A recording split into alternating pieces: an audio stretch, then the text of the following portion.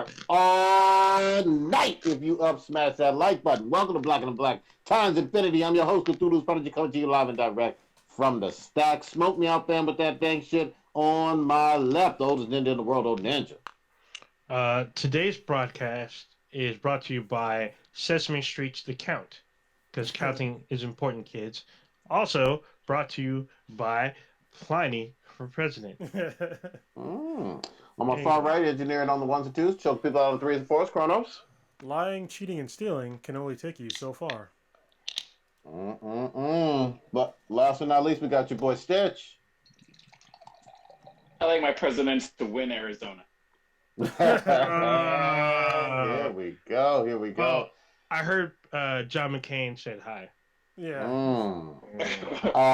Before we even jump on in, Blue is en route, driving down to SoCal for some family stuff, so he will not be joining us today, but we wish him all the best. All right. Carlos, you want to give us some statistics, some data? Yes. Listener of the week would be user 131734742. Also Anthony Wells. Thank you very much for watching. And let's see, is anybody in the chat yet? I don't think so, but nothing's really going on. Yeah, nobody's. People are in there, but nobody's chatting yet. I just got the notification that it went live. Yeah, it just went live, so it's all good. All right, old ninja. I know you weren't on last week. You got any? We got a big one. Beverages you pouring out? So we're going to pour out some. We're going to switch it up a little bit. We're going to pour out some Oban single malt scotch for Sean Connery. Yeah, the one and only. Born Thomas. Hold. Can you let me do this, bruh? You're supposed to say sir first, goddammit. Born Thomas Sean Connery was a Scottish actor who often played English characters. Passed away, most notably portraying super MI6 agent James Bond in the film Dr. No. Sean Connery would go on to reprise this role 6 more times. He's been known to be a man's man after portraying the character. Connery has played several other iconic roles such as Henry Jones Sr. from the Indiana Jones films, King Arthur, Ramirez in the Highlander films, and even Alan Quartermain.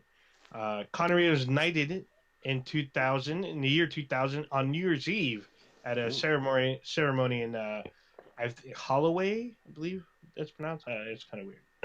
So Sir Sean Connery has only won one Oscar for his role in the film The Untouchables, but he has won several awards, including 3 Golden Globes, 2 BAFTA awards for you American people. That is basically the Oscars for Britain. The Cecil B. DeMille and the U.S. Kennedy Center Honors Lifetime Achievement Award. He's been voted the sexiest man of the century in 1999. His acting career spans 70 decades. He passed away in his sleep in the Bahamas at the age of 90. Damn. R.I.P. Yeah. Rest in power to him. That man, I mean, to a lot of people, he is the ultimate James Bond. I will say that. To a lot of people, he's the only James Bond. He's in a lot of films. 70 years of film and television. He retired actually from film in 2012, I believe. Was that after League of Extraordinary? Oh yeah, that was like a couple years later. So some people argue that was the film that led him to retire because he got sick of all the behind the scenes stuff. He literally is quoted as saying there's too many idiots running Hollywood. So he retired.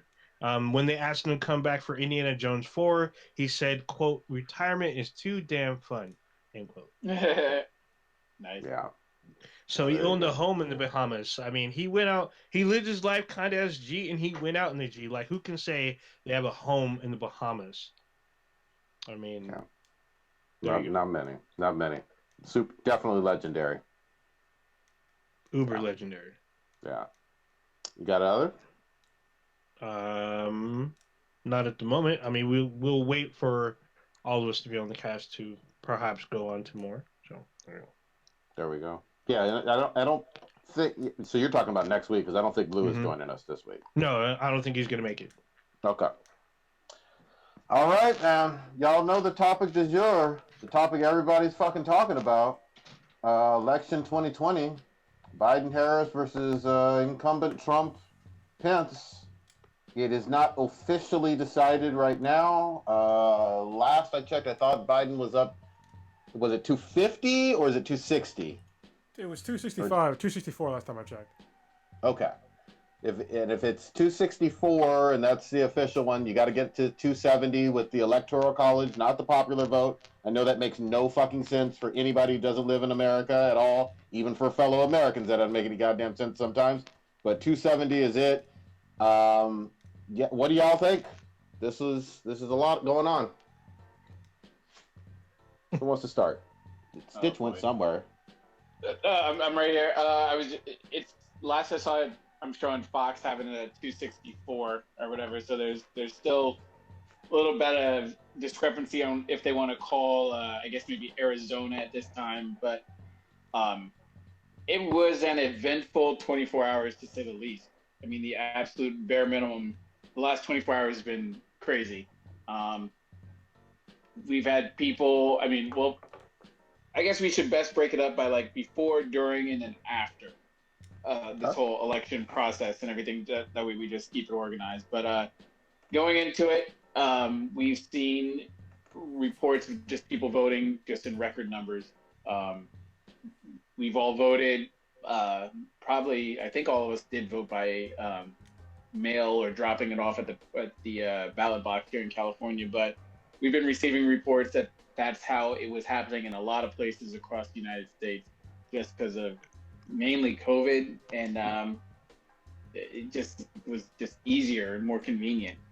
As it got down to election day, pretty much I was just able to just sort of sit at home and just chill. I put my ballot in at like the beginning of the month. I essentially just watched the first debate to make sure like Biden didn't pull off a mask like Scooby-Doo villain style and everything, and just like, all right, nothing crazy fucking happened here with the person that I think I'm going to vote for. And as the night progressed, and I guess on this phase of it, I want to get everyone's opinion as it progressed. Of course, you get your heavy red states, your Kentucky and Indiana reporting right off the bat as soon as they close, because essentially they're not swing states and everything. And based on what we've talked about with everything going on with this election, we anticipated it would come down to your Florida, Ohio, Michigan, Wisconsin, Pennsylvania, Wisconsin area. I mean, that's sort of how it went in 2016 in terms of like those states kind of flipping against Hillary Clinton and giving Trump the advantage. And it's been talked about by all the so-called experts that would have to reflip in order for the math to work out. And so while we waited for all these other states to report their totals, things that were a little bit fascinating and that we learned as it progressed through later on in the night was that people that voted in person and actually went to the polls reported to be more Republican voters than people who actually mailed in their votes or absentee votes, which swayed to be heavily Democratic. In some places, that's a flip-flop based on you have a lot of military votes that are done through mail and absentee. But it seems, I mean, 2020 is just the year twisted up on top of its head. So a lot of people were having troubles projecting how everything was going to end out. But what people were saying all over the news and TV, even going up to it, especially in Pennsylvania, you need to wait and you need to be patient. This is going to take a while to find out what's going on, and do not expect anything to be decided upon election night and everything. So that's my sort of mini preview take of what happened as the night entered election night. Someone wants to jump in and give their analysis. All right. Kronos, you got the big screen and everything. You want to jump in? Yeah, I'm actually going to bring it around, so you fill in for Tom for a second. So I wanted to point out that it's kind of, I don't know if you guys are surprised or probably expected it, but a lot of the former slave states have been heavily red. I mean, you're talking 58% or more votes for the electoral winning that candidate, the electoral college vote. But there are some places that kind of point not pointed out, but like it's weird because some of them were really close. Why you're talking like within 10% or less of a candidate winning a state. So I was just like, there's other ones where there's like huge flip flops. Like in DC, it's like heavily blue. Like you're looking at 92% for one candidate versus 5.6 for the other one, and then like states like Arkansas, you have 62% red, and then like with the blue side up to 34.5, and then you have states that are like Florida, I guess, is pretty close because it was like 47.8 for Biden and then 51.2 for Trump.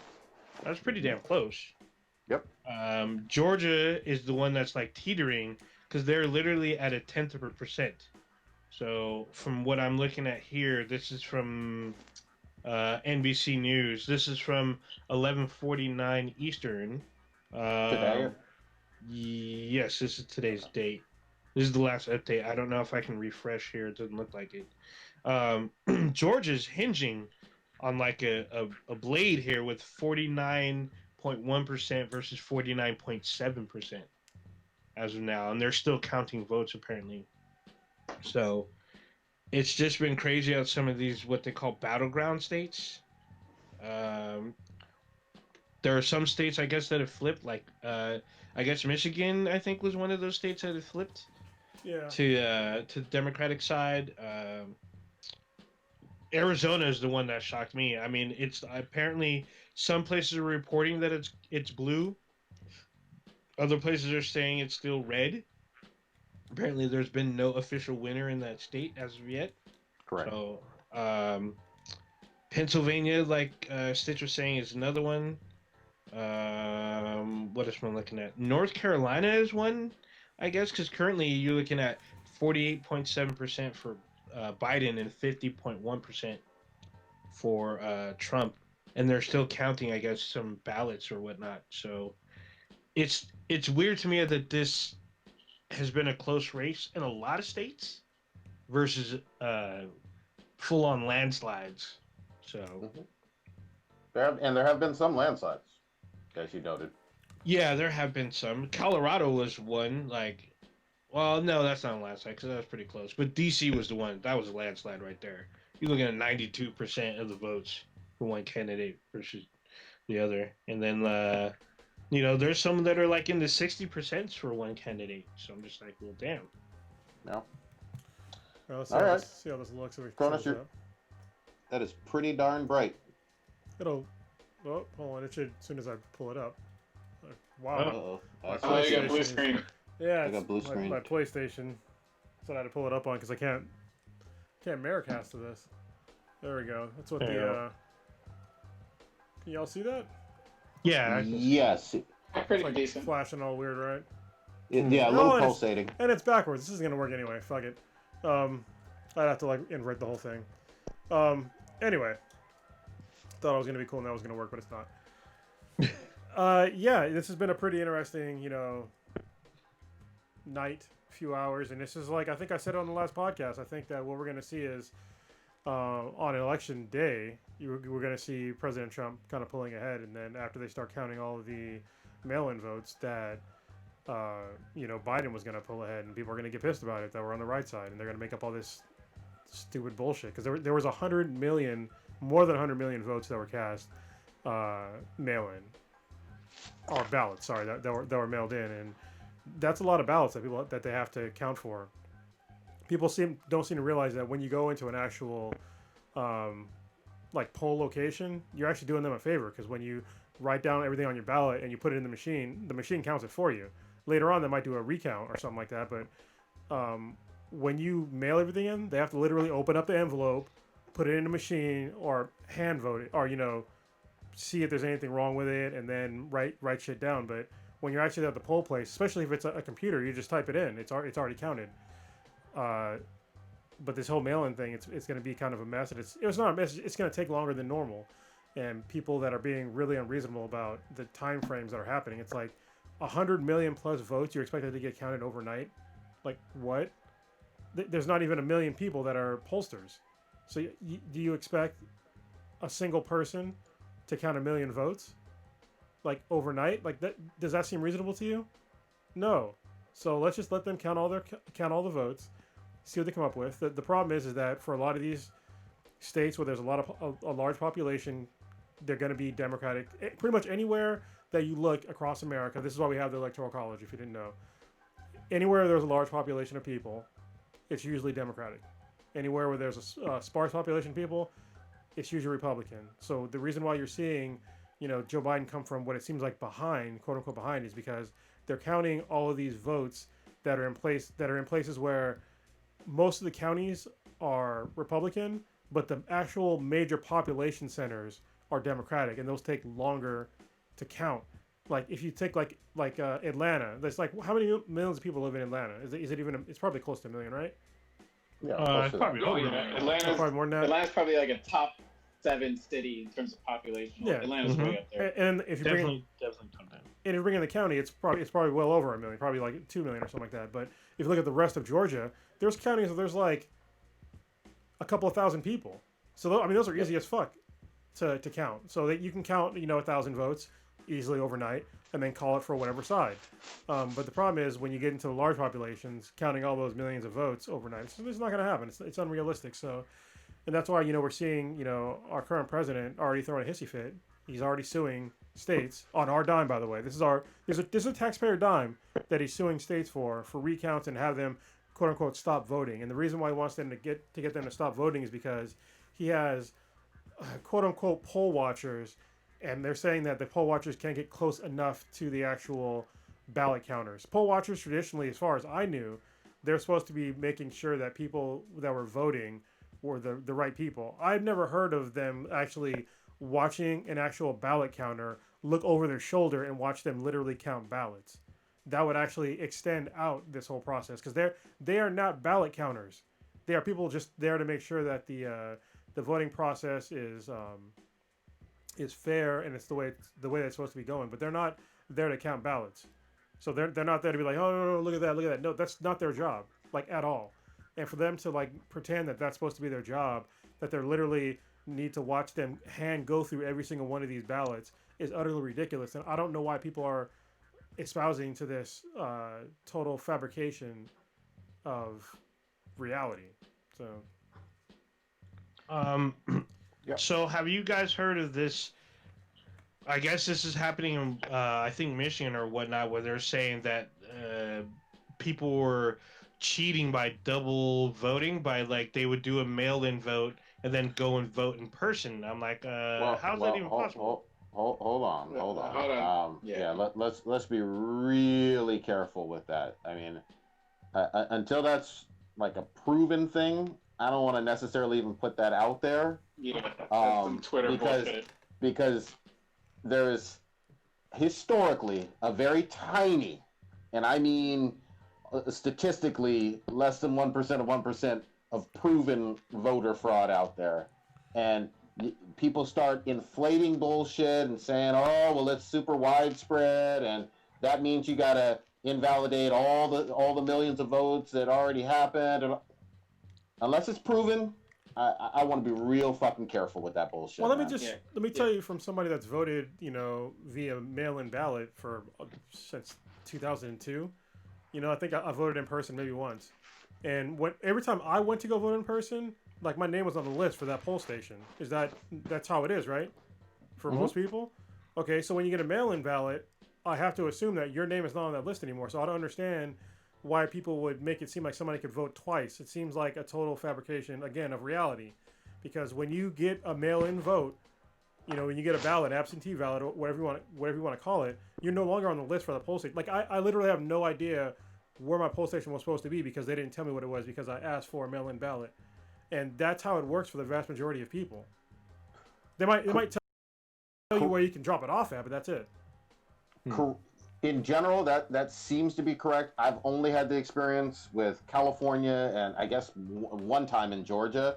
Yeah. But at the same time, what's really important to mention here is that neither the current sitting president or the person, the former VP trying to take his job is in charge of the election process. It's a state by state thing, and there's an actual county election commissioner that controls the rules and the guidelines. And I just have to stress that because there's been so much bullshit, not just last night, not just today, but over the course of this entire fucking year, talking about, oh, this is going to be invalid, or this is the mail-in is fraud, and all of this other bullshit, or we need to contest this. And it's controlled. If you're in Alameda County, the Alameda County voting board is the one who kind of guides this process and determines where your booths are and how early your mail-in ballot gets mailed to you. That's a very different experience here in California versus Utah for some, it varies from state to state. It's a very organized process. For as much as the outside noise is trying to make it sound like it's some crazy shit show, it's really not. And for this whole so-called voter fraud thing, it's a felony. And for you to just be like, yeah, I'm going to commit a felony for one vote or whatever, that won't really make a difference either way. It's sort of ridiculous of a crime to even like suggest is going on. Even like 2016, they had a recount in the state of Wisconsin just because Wisconsin was very, very close last year. And after the recount was done, it was only 151 votes out of the entire state of Wisconsin that ended up being adjusted and everything. So for people to try to say like, oh, signatures need to match, there's some sort of widespread voter fraud, it's highly irresponsible and highly reckless to even suggest. And that's what, I mean, there's no need to sugarcoat it. That's what Trump pretty much was suggesting as the night progressed later on into the months night. Months ago he started that bullshit. Yeah, let's be real. Yes. I'm gonna take some flowers here, but he placed out his plan months ago on what he said he was gonna fucking do. Yeah. And he was like, are y'all gonna stop me? Y'all can't stop me. I'm gonna tell you what I'm gonna do, and I'm gonna do it, and I'm gonna get away with it. And he's in the process of doing it as we speak. And people are eventually like realizing that he is who he said he fucking was. And it's fucking ridiculous. As the days progressed to the actual election, you heard rumors coming out about him proclaiming victory even before the votes were going to be counted. And fucking right on time, like the BART train sometimes, that it rolled into the station, and Biden gave his speech saying, hey, and I'm some Biden whatever fanboy or whatever, but Biden gave his speech saying, hey, we think we're doing good, all the votes are going to be counted, hang in there, we feel confident, blah blah blah blah blah, we're proud of you, whoever wins, blah blah blah, democracy, yeah, go. Trump comes out 2 hours later and just lights the room on fire with gas in terms of just saying this, they're claiming Pennsylvania, I'm claiming this, I've won, etc. And just everyone afterwards, whether you were watching MSNBC or Fox News, were just like, yo, that's not even like cool or anything. I mean, you had this boy Chris Christie, who was one of his people. He was an ex-governor of New Jersey, one of his right-hand men in terms of like his debate prep guy. It was just like, that was highly reckless for him to do. And people were just like roasting him for it, just like, yo, you can't do that. Talked about it before in terms of like how he's put the pieces down, the sticks of dynamite to try to blow up democracy as we know it. It's been going on for a long fucking time. I've been saying, yo, he's going to pack the courts with his boys. This is highly dangerous. He put in who he wanted on a federal level and all these judges, and now even in the Supreme Court, because when the election comes, he's going to want all kinds of chaos, but he already planted the seeds in terms of like, oh, I'm going to fuck with the mail. The post office is bullshit, blah, blah, blah. I don't want mail-in voting. I'm not going to give them money during COVID times to help process these mail-in votes, et cetera, et cetera. And now he's calling into question all the legitimacy of all mail-in vote. And what he wants to do, which he's already begun the process in terms of like suing multiple states, is trying to get this decided by a court. Thankfully, because of the 10th Amendment, all voting regulations are decided by each and individual states. It's not a federally decided thing. Like the government in DC doesn't tell California how they conduct their election in terms of like, yo, polls need to be closed at 5 o'clock here, here, and here. This individual state. So the problem that he has now, because he's losing in multiple things and he's pissed off at Wisconsin, Michigan, Pennsylvania, and Arizona now he's got to shoot buckshot everywhere and try to be like, yeah, I'm suing you, and you. And it's apparent he's suing because of how the results are coming. And he wanted to go to the Supreme Court to hopefully go to a decision. But as you can see by at least some Republicans and people with common sense, is that, yo, this is bullshit and it's highly, highly dangerous and reckless to our country as a democracy for what it stands for. And thankfully, some people are saying it for what it is and just backing away from it, but they should have been backing away from it months ago, potentially damn near a year ago when he was impeached for shit. But yeah, go ahead, jump in. I just want to really quickly say something because Old Ninja brought up the potential for voter fraud.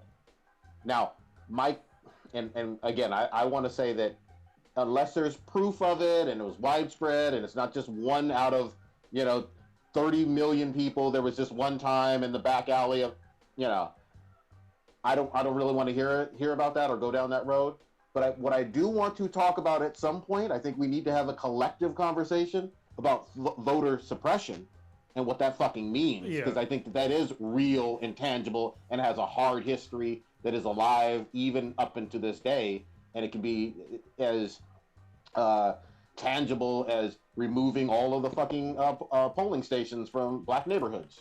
But they don't want to have that. They don't want to have that discussion because essentially, I mean, obviously, normally voter suppression is to suppress minority vote, specifically black urban vote. Sometimes Homeboy black went rural, on, but yeah. Yeah. Homeboy went on TV and was just like, "Yo, stop!" Like essentially, we don't need to count anymore. I don't care if it was postmarked by this point and this time. If you didn't count them fast enough, I want it to be stopped, and this is bullshit now. And that's what is just enraging to me, that people who are so-called patriots and want fucking freedom and blah, blah, blah. I did this. I mean, we're damn near, a week away from Veterans Day, where everyone praises veterans for and everybody, the freedom of this country, being able to vote for whoever. And had the sitting president of the United States just be like, yo, no more democracy. It stops at 12 o'clock tonight, which is absolutely fucking ridiculous bullshit. And people are quiet about it. I mean, it's and you just taking a backbite. It doesn't take that long to process that. Yo, that's highly fucked up. Yeah. Someone else get in here. Sorry. Yeah, I just want to Old Ninja or Kronos. Let me lay out the way it looks right now. It's it's 9:08 p.m. Pacific Standard Time on November 4th, and I'll bring up the actual map right now that we have. So this is using this is on Google, but it's basically the Associated Press map, and so they have Joe Biden at 264 electoral college votes and Donald Trump at 214. Because they called Arizona a little bit early, but it looks like he's going to get it anyway. So I guess they called it correctly. Because he's up by almost 3% in Arizona, and Maricopa County is still counting, and that's going to be blue. So the way it looks right now is that it doesn't seem like Joe Biden can lose at this point, because there's only 5 states that are left. It's Georgia, Nevada, North Carolina, and Pennsylvania. And every single time they update Georgia, because of what we talked about before, they're narrowing the gap. So, because if you're listening, you can't hear you can't see the graphic on here. But basically, it's about 2.4 million votes for President Trump, and then 2.399, million votes for Joe Biden. And every single time it updates, it gets closer on the Joe Biden side. So he keeps gaining more and more ground. Right now, Joe Biden is up in Nevada by about 8,000 votes, but they're still waiting for the large populations to come in, which are going to be blue, because I think it's Reno and Clark County. Yeah, wherever Reno is, I forget the county that one. And Clark County, which is Vegas. Yeah. So they're probably going to go blue, and then there's North Carolina that's trending towards Trump by a decent margin, and Pennsylvania by a decent margin. But listen, the only way for President Trump to win right now is for him to literally win every single 5 of these last states. All 5 of them, he has to win them. Joe Biden only has to win 1 of any of these, and he wins. Yep. And that's it. So if he gets Nevada, that's it. If he gets Georgia, that's it. It doesn't matter one or the other. So yeah, I'm gonna point out something that just needs to fucking be said, man. I'm looking at Michigan. I'm looking at fucking Detroit. Detroit is a black. Yeah, Detroit is a black ass city. Let's just call things out as they fucking are.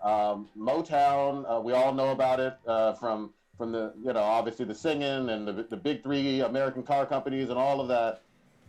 Detroit showed out and showed some incredible support for Joe Biden, but that's neither here nor there for me right now. What I'm fucking pissed about is these assholes. After Gretchen Whitmer, did I get her last name? Gretchen, the governor? Yeah. Whitmer had a plot literally a few weeks ago that was spoiled by the FBI, thankfully, where she was going to be kidnapped and other harm, maybe even killed. Who knows? Maybe her family as well.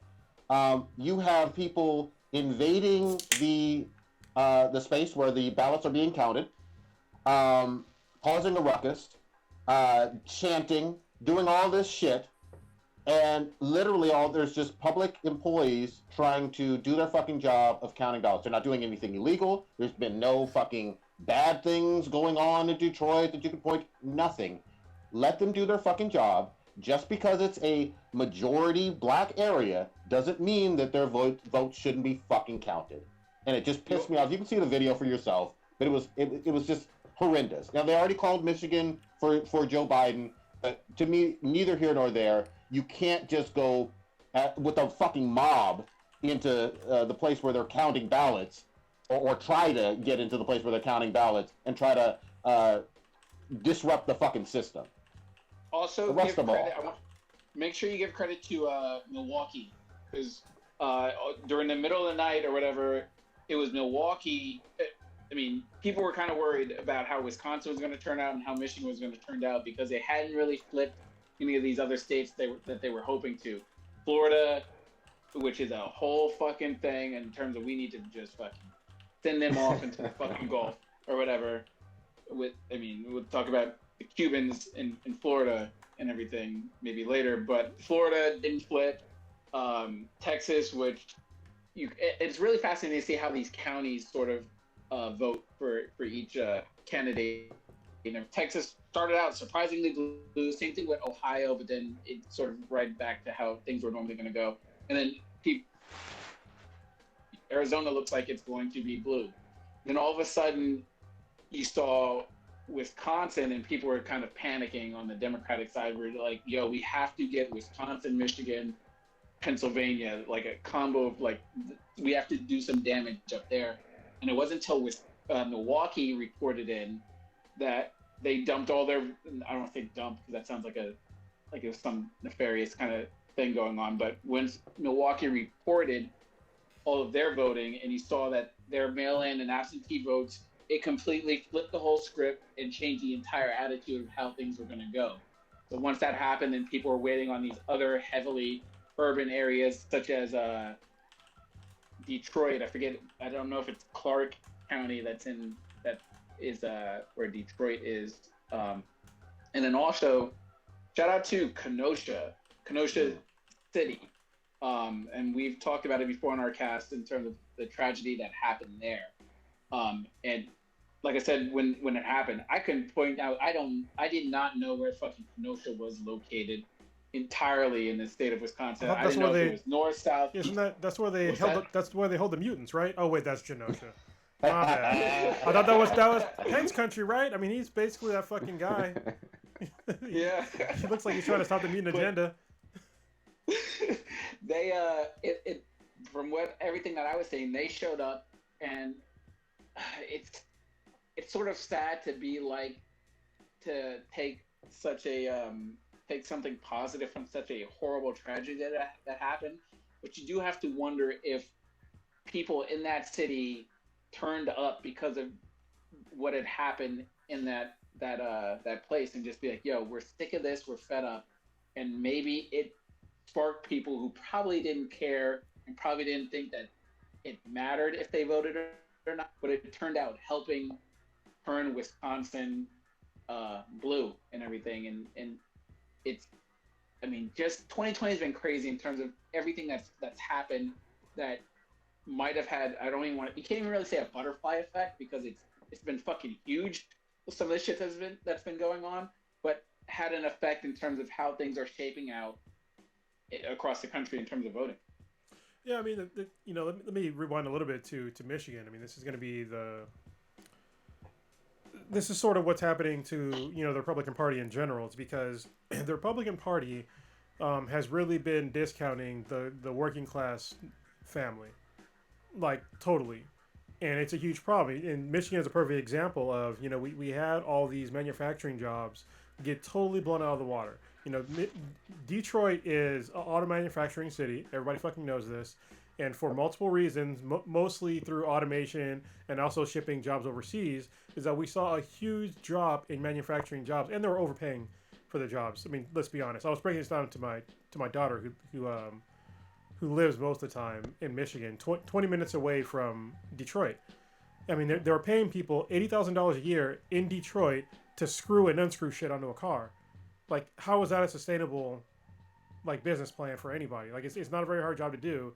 And once they realized that and they started automating those jobs away, you saw Detroit just nosedive. Like, the economy tanked. They saw all these manufacturing jobs go away, and you had these Republicans that didn't help them at all. So what are you going to do? I mean, if the Republicans are not going to help you, especially when all their best interests, especially nowadays, is more geared towards corporate interest and helping them out rather than the people out, but it's the people that need help. That's why you're seeing them have a Democratic governor, because she's willing, traditionally Democrats are willing to help people and push agendas towards helping people through government plans. Meanwhile, the Republican plans had nothing to do with that. Like, they weren't out there pushing for higher minimum wage or, extended unemployment benefits, which is shit that they fucking needed after losing their jobs. And after President Trump talked about how he's going to bring all these jobs back. So first of all, you can't bring back those jobs. Those jobs no longer exist. And for him to sit out there and say, oh, we're going to bring coal back. No, you're not going to bring fucking coal back. It's like saying we're going to bring the copper industry back. Like, it's not going to happen. Like, this ship is fucking sailed. What he should have done is invest more in renewable energy. That's where everything is going. That's where everything's moving towards. And nobody's trying to really deny that. If you're trying to deny that, then you're stupid. Look at Tesla. Tesla is a car company that makes, their cars are awesome, but as far as their manufacturing goes and all the fucking small defects goes, they're pretty fucked up. And people are still buying them like fucking hotcakes. Why? Because it makes sense for the future and for you to save money on your bottom line. Because you don't have to fucking fill up with gas anymore. When gas prices fluctuate radically, like here in California, guess what the price of electricity is? Always the fucking same. So you always can budget in exactly how much power you're going to use for that car. And there's way less upkeep for those cars. There's way less maintenance. And so it's the future. If you look at every single one of the supercar makers right now, they're all going to hybrids and electric motors of some sort in all their vehicles. And we all know traditionally through every single sort of technology, when you have a high-end product, that stuff all trickles down to, consumer, normal consumer driven stuff. So all that technology from all supercars, it's going to all come down towards consumer grade stuff. Even with Teslas, they have the Model 3s and the Model Ys sell like fucking hotcakes. They're selling in California more than fucking Toyota Corollas and Camrys. How the fuck is that even possible? They weren't even around fucking 20 years ago, and they're killing it. Meanwhile, we have a president and the Republican Party that is trying to be like, oh well, let's keep pushing gas powered. Let's change the emissions so we can keep gas powered cars on the road for longer. Meanwhile, those jobs are gone, and people are waiting for them to come back, and they're not going to come back. Help the companies out to actually expand that industry if you want to help them. Expand that industry so they can get some of those newer jobs. They can't get old jobs. It's like asking for fucking more blacksmiths. Horse and buggy and carriage. Real quick, I just want, and I do want to get you in here again, too, Old Ninja, but I just got to mention, man, I think the giant pink elephant in the room whacking off is the fucking pandemic.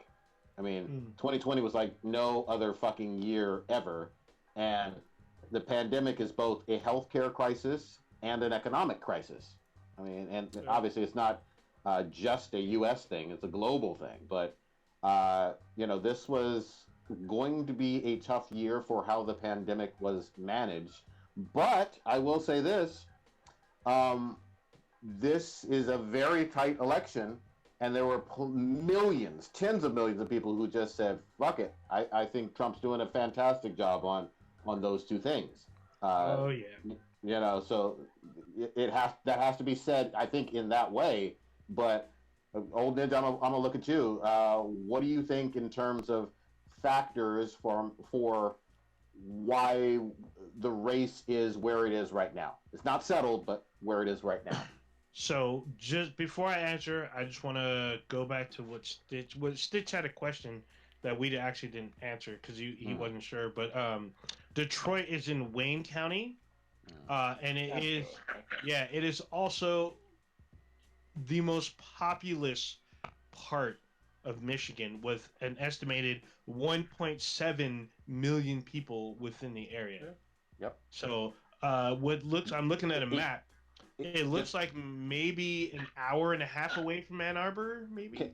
Can I tell you one thing real quickly? And I'm not claiming to be a Michigan expert or anything. That Kronos knows way more. He was there earlier this year. But the funny thing about that city, and even Chicago and a lot of Midwestern and Rust Belt cities, if you look at the population over the last 40, 50 years, for the most part, most of them have declined dramatically. Like they used to have way more people. The infrastructure for the city is built to handle 2.5 million people in the city proper, and the county, quite a bit more. So just fun fact. Yeah, when you well, on top of that, Cronus already brought this up. When the Great Recession happened back in 2008 and 9, a lot of people had lost their jobs. A lot of people moved the fuck away because they couldn't find. They needed to feed their family, and they needed work, and so they had to find it either outside the city means or literally out of the state. And they went where they could get jobs. Some people were applying for jobs that they really didn't have the same skill set for, but they were just like, "Hey, I need to try this. So I got like 2, 3, however many kids to feed and whatnot." So they left the area. So I can see why it dropped to 2 million to 1.7. Yeah, and this is, I've obviously visited Michigan, quite a bit, and you go there and there's places where like you'll see literally a high-rise building with nobody in it. Yep. Like a commercial building with nothing in the fucking building. That's how bad it is, and like the streets are all like fucked up. And don't get me wrong, like I feel bad for the city because they fucked the city over, like the government especially fucked the city over by just destroying that whole economy. And this actually goes back to like some racist shit too. Like if you notice how like the vast majority of people that live in Detroit now, how they magically they're almost all black. You ever wonder why that is? It's because of fucking redlining. It's because they literally it's because of redlining, and because it was not that long ago. So when people talk about racist policies and it's gone today, but it's not really gone today. I gave the example. I don't know if I gave it on this podcast, but like when me and Kamak were talking, and it's like I realized that her parents just owning a home is like so much more advantageous to a family than you even fucking realize. When you own a home and you get into like financial trouble, you can borrow money against your home, and you can secure the future for your kids. My parents, who were not like, we weren't poor. Well, we were poor in the beginning, but we kind of worked our way up. My parents didn't own a home until I was an adult, like out of the house. Yep. Like in like my mid-20s. And so that whole wealth, because that's where most people get their wealth from, is usually through their real estate, right? It's from their house. That didn't exist in my family and in most of our families. Yep. Not everybody, but most of our families, it didn't exist. And so once you get that wealth, when you own a home and you can pass down that wealth, and say you die and you have, life insurance and the home equity, all that stuff passes down. But for most African Americans, none of that passed. It didn't pass. My mom just died this year. Nothing was passed down to me. Yeah. And for a lot of people that are black, this is not a fucking uncommon story. But if you're, if you're European American or white, whatever the fuck you want to call yourself, it's very common to get some sort of inheritance from your family through real estate holdings, through various financial means. But it doesn't exist if you're black because of racist policies like redlining. And what specifically what it means in Detroit is that people were forced to live in shitty neighborhoods in Detroit where they couldn't own a decent home, and so their homes they continually lost value because they were not constructed with the same materials as other homes. They were built with fucking lead paint. It was shoddy workmanship, and they're usually in places in the city that were improperly zoned, so we're literally living right next to an industrial zone and toxic waste and shit like that. And so if you have a house like that, you can't fucking sell it. You can't move. Like most people, when they move, you sell your house so you have the means to move and to buy a new house. But if you don't have that equity in your house, you can't fucking move. You are stuck there basically forever unless you short sell your house or foreclose. But that's a huge financial hit. Or burn it down. Like in Detroit, you had people literally burning down houses and whatnot. I mean, some of that stuff from even 8 Mile was true. But let me make one quick point, because I'm on the Wikipedia page, just to illustrate this. In 1950, per the census, the city of Detroit proper had 1.85 million people living in the city proper. Not the county, the city proper. Yep. In 2019, the city proper's population is only 670,000. Yep. And it's wow. That is not the only city. There's a bunch of cities like that people just totally ignore.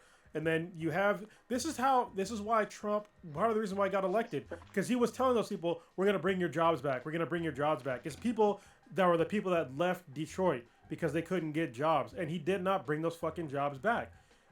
Those people that lost those jobs, the vast majority of them never got to see the same sort of paycheck that they got when they were working those manufacturing jobs ever in their fucking life, and they never will. You know what that is, though? From 2019 to 1950, that's basically the second largest city in California. That's just almost like San Diego. The whole population basically leaving that area, the city proper. I mean, it's just amazing. Sorry, I know we went on a tangent, but Detroit is a fascinating city. No, it's fine. I mean, honestly, this is bite-sized recognized racism.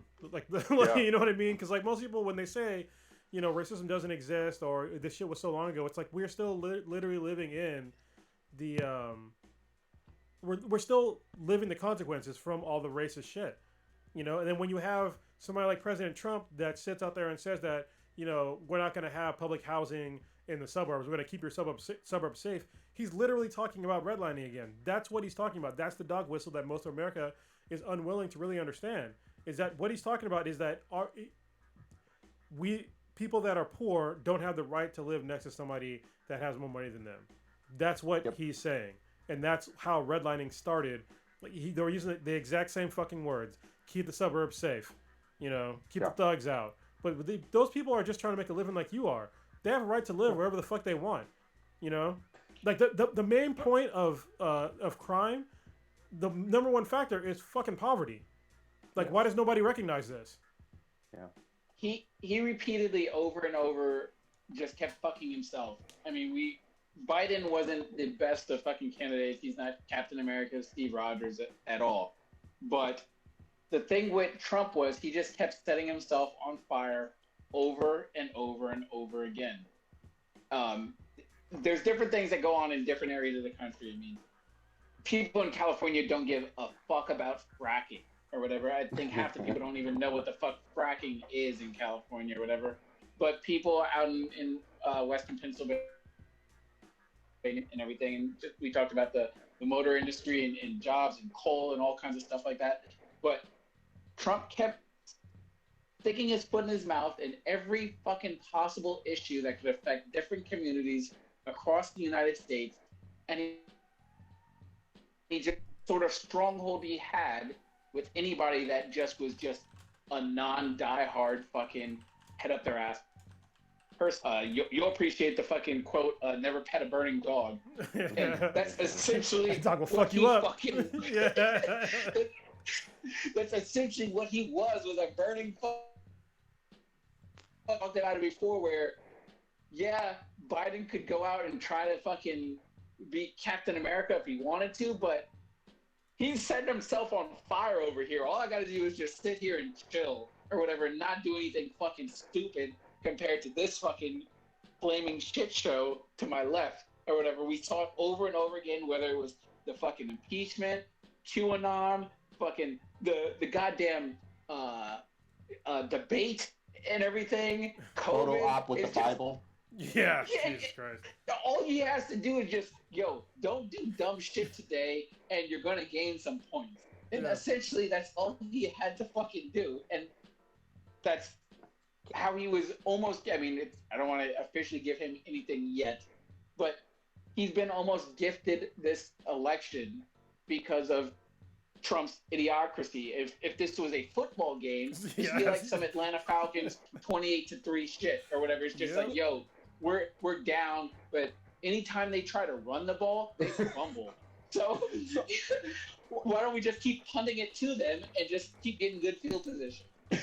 So I couldn't agree more, Stitch, on that, because here's the thing, and I kept trying to say that. I know I even mentioned it on this cast multiple times earlier this year.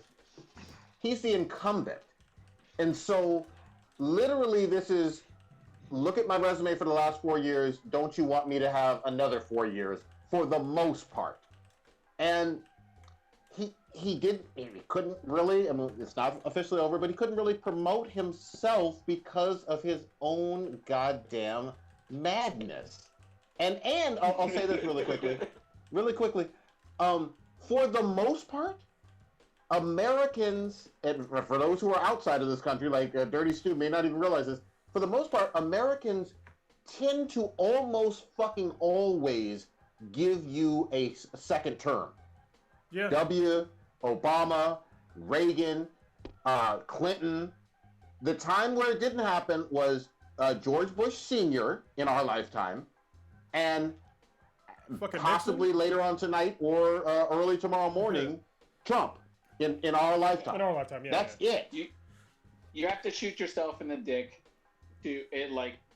And because even before our lifetime, it was Carter, and Carter fucked up the Iran hostage crisis, which obviously would be a fucking disaster if some shit like that happened today. But yeah, you have to almost willfully lose it, and Trump just could not get out of his own way. He's a narcissist, and you just they will self-destruct. Anytime Trump talks, it's just a matter of time, and I haven't seen the actual full speech from yesterday. I only saw like clips of. Oh, I watched it. That what he said was written on the prompter and approved by like a speechwriter, and he read it. He just was just like, "Yo, I'm gonna do me," and he did it again. And it's just like everyone's just like, "Yo, what the fuck are you doing?"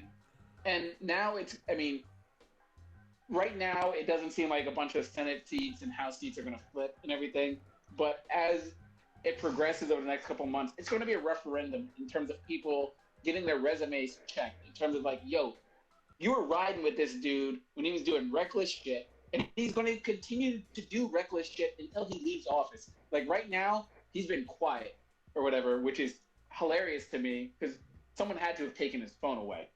But before he goes, he's taking a gas can and he's pouring it all over the fucking living room, the dining room, the kitchen table before he leaves. You think he's going out gracefully?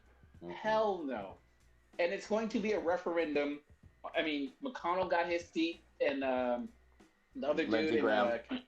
Yeah, Graham got his seat and everything. But it's going to be a referendum for when people like AOC and the girl in Minnesota, Omar. Efrain, is that her name? I can't think of her name off the top of my head, but when they come for their jobs, this is going to be cited against him. Be like, yo, you were riding with this motherfucker that was trying to blow up our democracy, was reputing elections, did not care about the human vote, wanted to stop voting, and you were riding with him and were willful and complicit in all of his behavior. They're going to get called to task on that eventually, and hopefully, because the Democratic Party does need to do some soul searching, because these polls were absolutely fucking outrageous, and they need to figure out what it is. I mean, polls are just bullshit right now. Whatever about polls, but they need to be able to reach certain people. What you saw that happen in Florida, especially Miami-Dade County, with a heavily Latino, especially Cuban population, where you have somebody who, as far as I'm concerned, and I don't want to put words in people's mouths on here, he's just openly racist or whatever, where he's able to gain more of the vote from the Cuban community than Hillary Clinton did before, because they just got brainwashed into the words of socialism. I mean, the whole Cuban history, that's a frightening word between socialism and communism with them. But for them to get willfully brainwashed by somebody just throwing it there, that's something that the Democratic Party needs to look into and be like, yo, we need to reach out to these certain areas of population and people and educate them or get on board with what's actually going on. Because, I mean, this was almost projected to, I don't want to say landslide, it was projected to be kind of comfortable. According to what the polls were saying, it's not. It really isn't. And, I mean, you can go on Fox News, and the only spin that Fox News has right now is they're blasting the media for saying, yo, this is supposed to be a landslide. Yo, you're losing. Y'all fucking, that's what y'all are talking about. And it's winner take all. How bad y'all.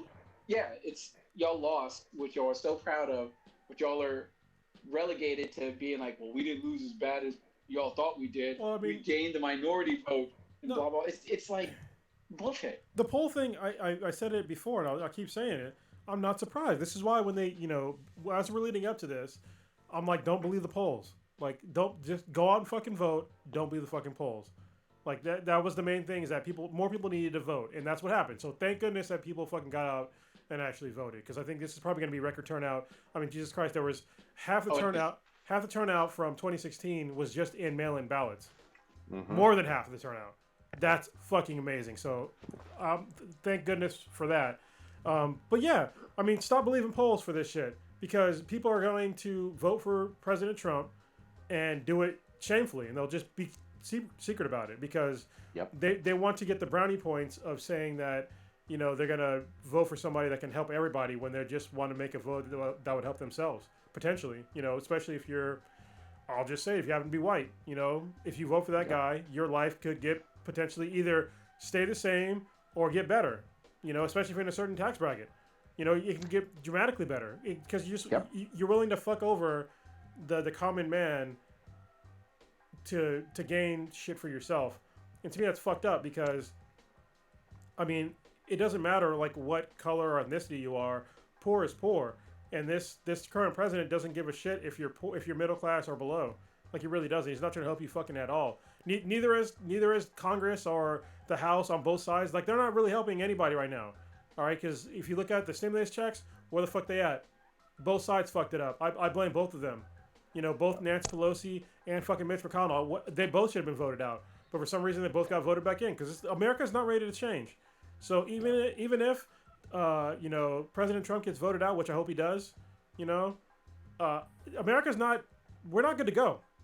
We're not at all. I concur, and I hear you on that loud and clear. I got one piece of smoke though. I want to shift, because Stitch brought up Cuban Americans in South, Dade County or South Florida. Miami-Dade. So here's another group that I was extremely surprised by. White American women, by the tens of millions. And I don't have the official numbers, but the women for Trump, that's a real thing. Like, not a small population. That increased. Let's just say. Despite all the Me Too stuff, despite allegations, No, not proven, this is not proven against him, but serious allegations by multiple women. None of that fucking mattered, and I think that needs to be stated loudly. No, Prodigy. Listen, he already laid the blueprint. He was gonna keep those white women safe by keeping poor people out of their suburbs. All right, they are more worried about in their fucking in their mind, in a world where every black fucking male rapes a white woman, that they're gonna keep black men out of their neighborhoods and keep them safe. They're way more worried about black men raping them than the possibility of Donald Trump grabbing their pussy. So logically, it makes sense. It's totally fucking irrational because you want to talk about rape, who rapes what, what ethnicity rapes what historically. It was white men against fucking African women. So, yes. But y'all not ready to hear that shit. I'm gonna slightly disagree with Kronos as far as the reasoning behind, because most of us probably know women are supporting Trump, and what I have noticed is there's been a great consensus about protecting children. Now, their rationale is basically that Joe Biden is apparently a pedophile without conviction and without any court records that I have seen, but yet they don't feel like a pedophile should be in office. They want to protect their children. There's a whole campaign and hashtag Save Our Children that has been out there for at least a year and a half, where these women are like, well, voting for Biden means you support pedophilia, and kind of slippery slope a little bit into that whole QAnon bullshit. But a lot of them, their reasoning is about children. They're like, we don't want this pedophile in the office. And I'm just like, well, where do you see evidence that he's in the office? Because I know there's been court cases about Trump. There's pictures with Trump with Jeffrey Epstein. Yeah, hold on. I was gonna say that. Keep talking, because I'll bring him up as you're speaking. Yeah, I was gonna say, yeah. Here, look, he's like, I got receipts. I'm at the back of it. Look, he's that. It's him. And Jeffrey Epstein Donald Trump has gone on record and said that Jeffrey Epstein was a good guy. Like he says about most people or like he has said with other people that most of us think may be deployable, like the Proud Boys, like the alt-right people that did that whole stupid fucking tiki torch fucking rally back in, I don't know. Charlottesville. Yeah, but when was it? I don't even remember. It was a few years ago. Yeah, but still, those people, he has said, were quote-unquote good guys. And I'm just like, what the fuck? But there's all these women that basically they feel as if we're not protecting our children, and so Donald Trump is that person that's going to be there. They'd rather see him in office, and I'm just like, wait, what? That's your reasoning? Like, despite all the stuff that he's done, and that he has court cases against him, he has had an FBI investigation via the Mueller report, which is available to the public, but yet y'all want to go against Joe Biden because he's perceived as a pedophile based on the pictures. Yes, they do look uncomfortable, they do look creepy, but I don't see anything on record about him being prosecuted or indicted in any way. Before I throw the basketball off the backboard to Kronos for the alley-oop, I don't, and this is so weird, and I was thinking about it, and then I had like an epiphany. It's like, and I'll say this statement, and it's going to be hilarious. I don't understand white women, which is odd. What the Wait, hold on. Did you just hit yourself with the ball? I wasn't ready for this. Yeah. I think I know where he's going to go with this. In general, though, I mean, obviously, no, but here's where I'm going to bring it back around. Because obviously, I'm married to one, Kronos is dating one, but I don't want to call them woke or whatever, but they're aware of what's going on and have common sense to who the fuck this dude is. I didn't have to like sit Lilo down and have like a fucking college class to break down, yo, he's a sexist pig, etc., etc. It's like they see him for what he is, and he's fucking crazy ass narcissist. And I don't want to speak for K-Mac, but I kind of assume she's wise enough to know what it is that she's saying. I don't know what's going on with the. This is why I said maybe I don't understand white women in general, and I just got a lucky one. But I don't understand what the majority of these white women are seeing that is laid out in front of them on a buffet plate. That they're like, yeah, we're fine with that. Yeah, we're fine with that. Yeah, he can talk down to women. We're fine with that. Yeah, he can grab women by the pussy. We're fine with that.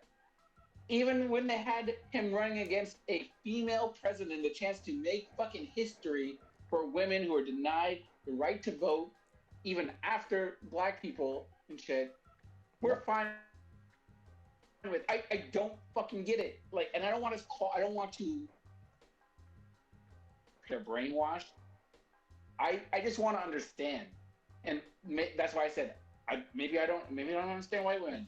I don't get it when I'm missing the link between how we get from 2 to 4 or whatever. Like, make me understand 3 in terms of how you got to be like, we're cool and fine with that. It's like some Candace Owens fucking Hodge twin shit in terms of like black people, but it's of a majority of a population in terms of being women. And I don't get it. I don't understand how they compartmentalize or just ignore the blatant misogyny and just shittiness of what he's doing and his I don't get it. So but yeah, go ahead. All right. So what I'm about to say is going to be probably controversial, but at this point, I don't really give a shit. All right. So I'm not. Before I say this, let me preface it by saying, because it's probably, if somebody edits out this fucking video, they're gonna edit out this part and they're just gonna give you the shitty part. Okay. So whatever. I'll just fucking deal with it. What I'm gonna say does not apply to every single white woman. All right. It does not. Obviously, there's white women out there that have been abused. They've lived shitty lives. But for most white women, they are the single most protected fucking class in America. The single most protected class in America. All right, think about any time in your life. If you're at a fucking party. I thought you said you were gonna say something controversial. Yeah. No, just think about. Think about. I'm waiting. In your entire fucking life, if you were at a party, in public, anything like that, and a white woman started crying, what fucking happens? The fucking record skips. Stopped. Everything fucking stops.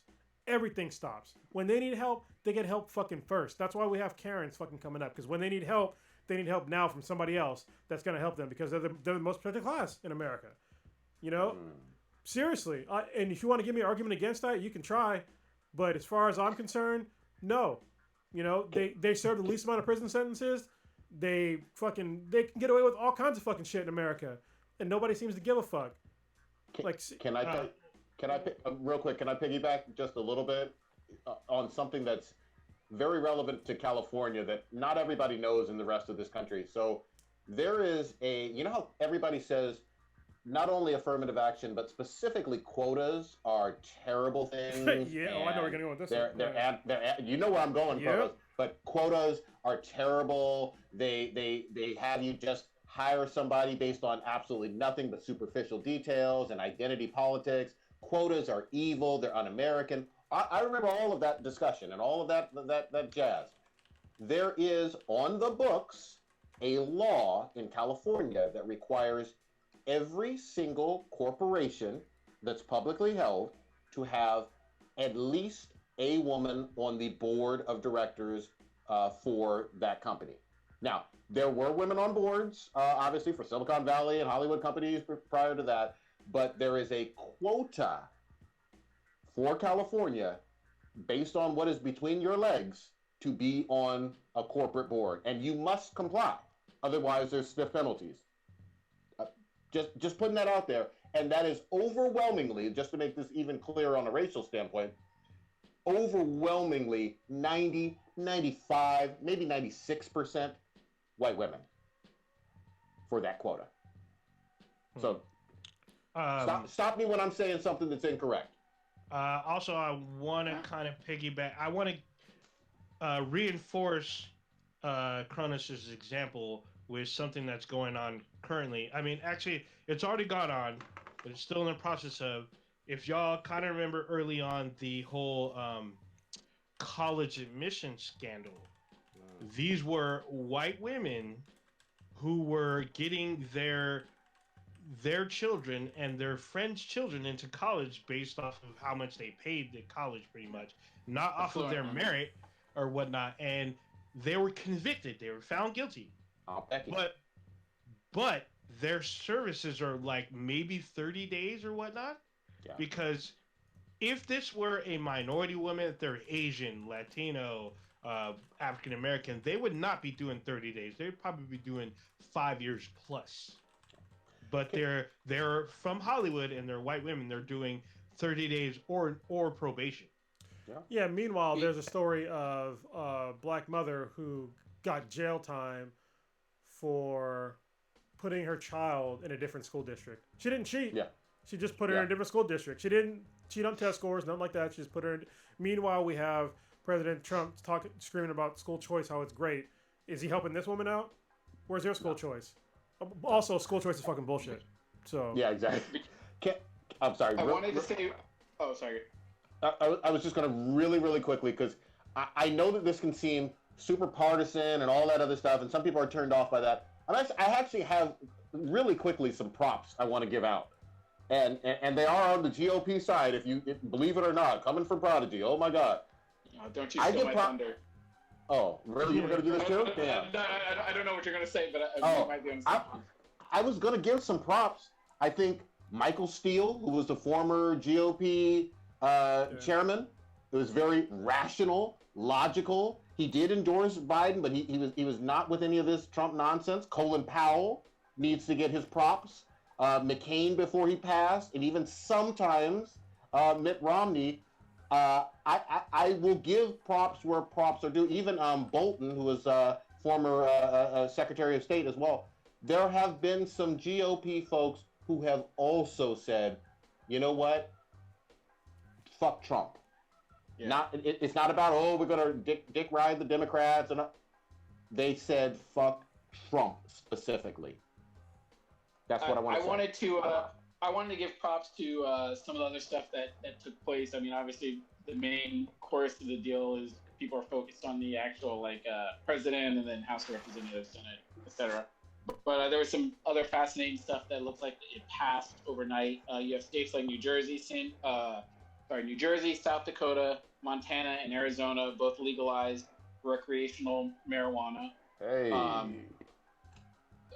You had several states and city governments put into positions some transgender people, whether they be in the House of Representatives or in various areas of government, where I saw people were saying, yo, this is the first time in this state this person who's transgender is now a state representative. So awesome for the inclusion on that.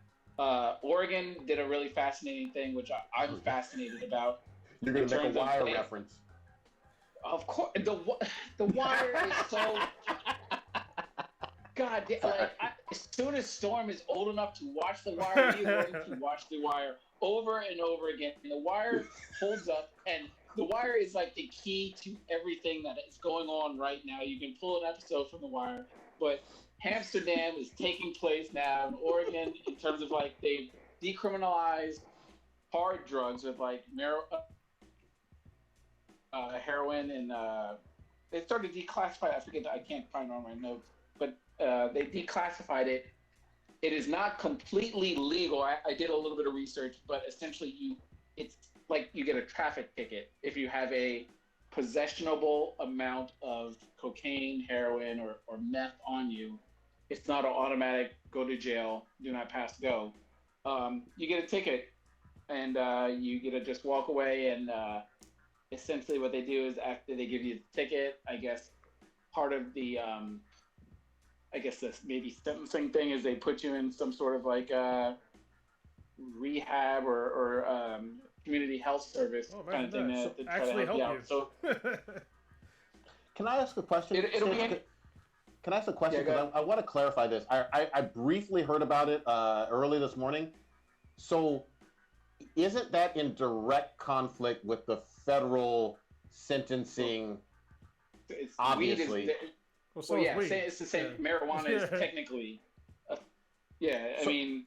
So how do they keep How do they keep things from staying as a state misdemeanor versus a federal, like, you know. It depends. I mean, on a simple level and not a long answer, it depends on, are you transferring it over state lines, selling it on a mass quantity over state lines, or is it just like a possession? Like I have a small usable amount in Got it. everything. That, from my understanding, and I wasn't even aware that this was on the ballot till maybe like 2 weeks ago. So I know what the actual amount is in terms of like meth, heroin, cocaine, which determines a possession amount in the state of Oregon. So I'm gonna look into it and just see how things go. But it's really fascinating, and it's going to, I think, be a litmus test for especially states out west. I don't know if that'll trickle down to California right away. I think it'll probably happen maybe in Washington before it happens in California. But in terms of Or Colorado, how this plays out, because I mean, we all know marijuana is legal here and in several other states, but with marijuana, you opened up dispensaries and it became taxable, and then it was like, we're going to use this money to fund XYZ. From my understanding, at this point, you don't have cocaine. These are meth dispensaries. And if you did, the money is not really going anywhere. So that's part of the variable equation that I'm interested to see how it plays out. And also, Mississippi, not unanimously, but Mississippi has a new state flag, which I saw I didn't hear about that. earlier That's today. good. It's like a magnolia or whatever. I was nice. like, it's not a cotton.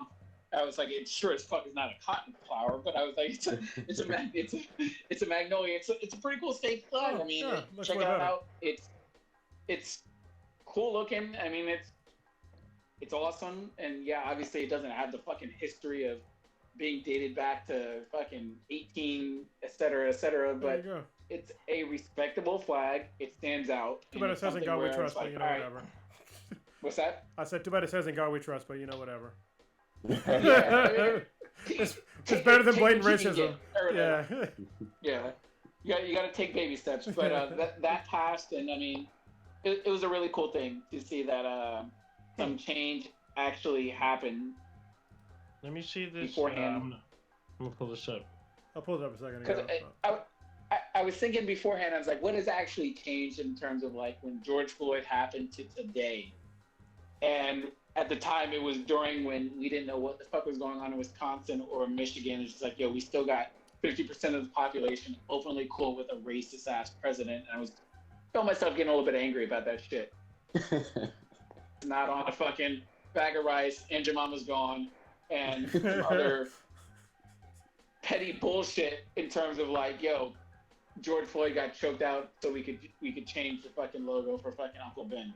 But we got some change going on, and we got an active discussion, and it looks like some change, and discussion is still going on. And hey, you know what? This flag's actually not too bad. Nice. I told you. Yeah, I mean, it's nice. Yeah. Well, it's got vibrant colors. It's in the top half of state flags. That's not bad. And just on your other point, I would say this. You know, one way or another, it's going to voting is the bare minimum. It's going to take political organizing and activity to achieve additional changes that you want to see in legislation, and that's at a local grassroots level. You know, I don't, you know, expect the Senate to flip. I don't expect Biden to immediately become Bernie Sanders or Yang or AOC or anybody else overnight. And even when you go back and look through history with it, Lyndon B. Johnson, you know, he got pushed by MLK and some other civil rights leaders. So it takes constant pressure in order to bend politicians to your will, locally and at a high level. So I hope that there is some more tangible change from the protests that we had earlier this year. I'm not satisfied. Don't let up. I want to give a shout out to the state of Arizona.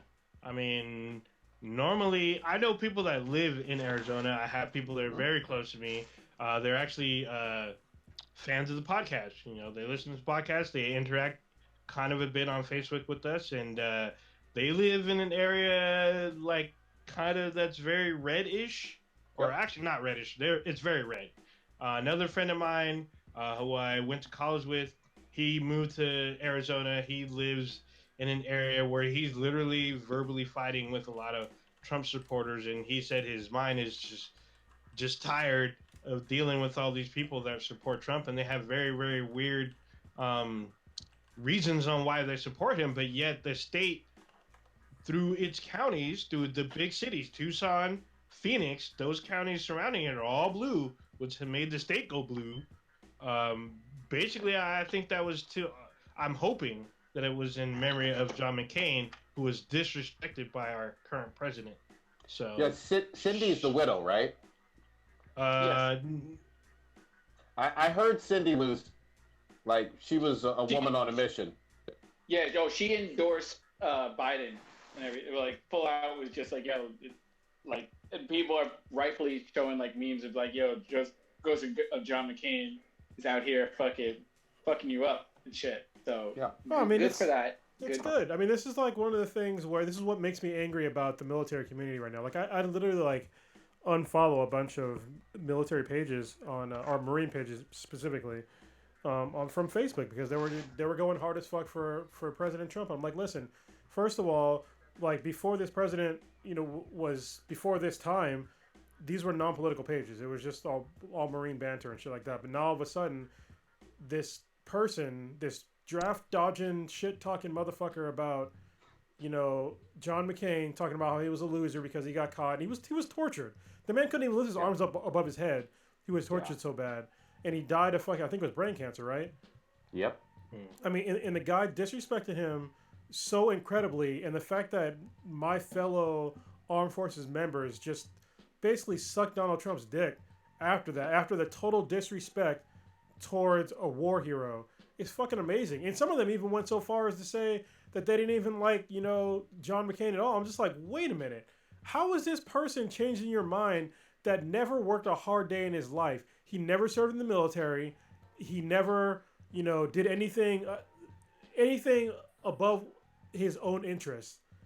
And you're taking his side over a man who fought in a war and got tortured during that war and came back and still served his country.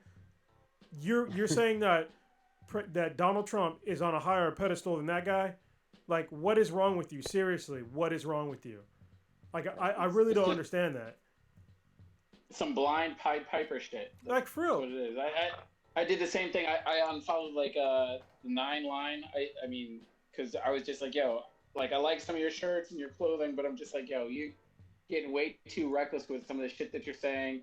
And even though it's more of a military-ish clothing line, more so than like police-ish or whatever, I was just like, you're being highly contradictory in some of the stuff that you're saying and what you're repping or whatever. I'm just like, I'm not for that or whatever. Like I value people's lives and equality more so than I do any other sort of value in terms of like being part of a so-called community. Like we're all a part of a community called the human race, as far as I'm concerned. Yeah, let me be a little more specific about my disdain for President Trump and the military. All right, so this is a man who obviously talk shit about John McCain, but also he's a man where we have the current suicide rate for veterans is still sky high. Has it gone down at all? No, it fucking hasn't. Has he done anything to fix that? No, he hasn't. The VA is still a huge issue. What has he done to fix that shit? He's done literally fucking nothing. We're still at war in both Iraq and Afghanistan. Have we substantially reduced our numbers in those two countries? No, the fuck we haven't. These are all problems. Has he fixed the problem with military contractors in the military? No, the fuck he hasn't. Like, these are all Can I add one more? Go ahead. Can I add one more? And you tell me fact check me if I'm wrong on this. But I thought that the money for 5 or 10 miles of the wall came from the Department of Defense. Oh, specifically that money was earmarked to be used towards improving housing and schools on certain military bases, and he took it to build a fucking wall to Mexico for some odd fucking reason as if there's some huge security problem in America. They're fucking not. All right? You know, it is a fucking huge problem in America that's a huge security risk is having dumbass fucking kids and fucking shitty housing living on base housing. I know because I've seen base housing, and depending on where you live in base housing, some of it's fucking ghetto. And the fact that this man wants to remove money from military bases that are underfunded and put it towards some fucking wall, and meanwhile we're handing out billion-dollar fucking government contracts to shit they don't even fucking need, and you're not even helping out the military service members in their own basic needs? Like, what the fuck is wrong with you? And the fact that my own military members want to ignore that shit, listen, for this single Marine on this podcast, that's unacceptable to me. And I don't know why it's acceptable to other motherfuckers. Like, you're ignoring a mile full of bullshit for what? Like, how is he making your life better? If you can tell me, if anybody can tell me how your life has gotten better over the past 4 fucking years, please show me. Unless you're heavily invested in the stock market, your life has not gotten better. Yeah. I think it's so apparent. And real quickly, let me just mention this because it bears repeating. 234,000 plus Americans did not get a chance to vote at all. Yep. You know why? Because this virus. Because it is what it is. Yeah, because this virus is out of hand, and the handling of it did not have to be nearly as bad as it was. But I'm just gonna call it fucking out. Now that didn't matter to a lot of voters in this country. It is, whatever.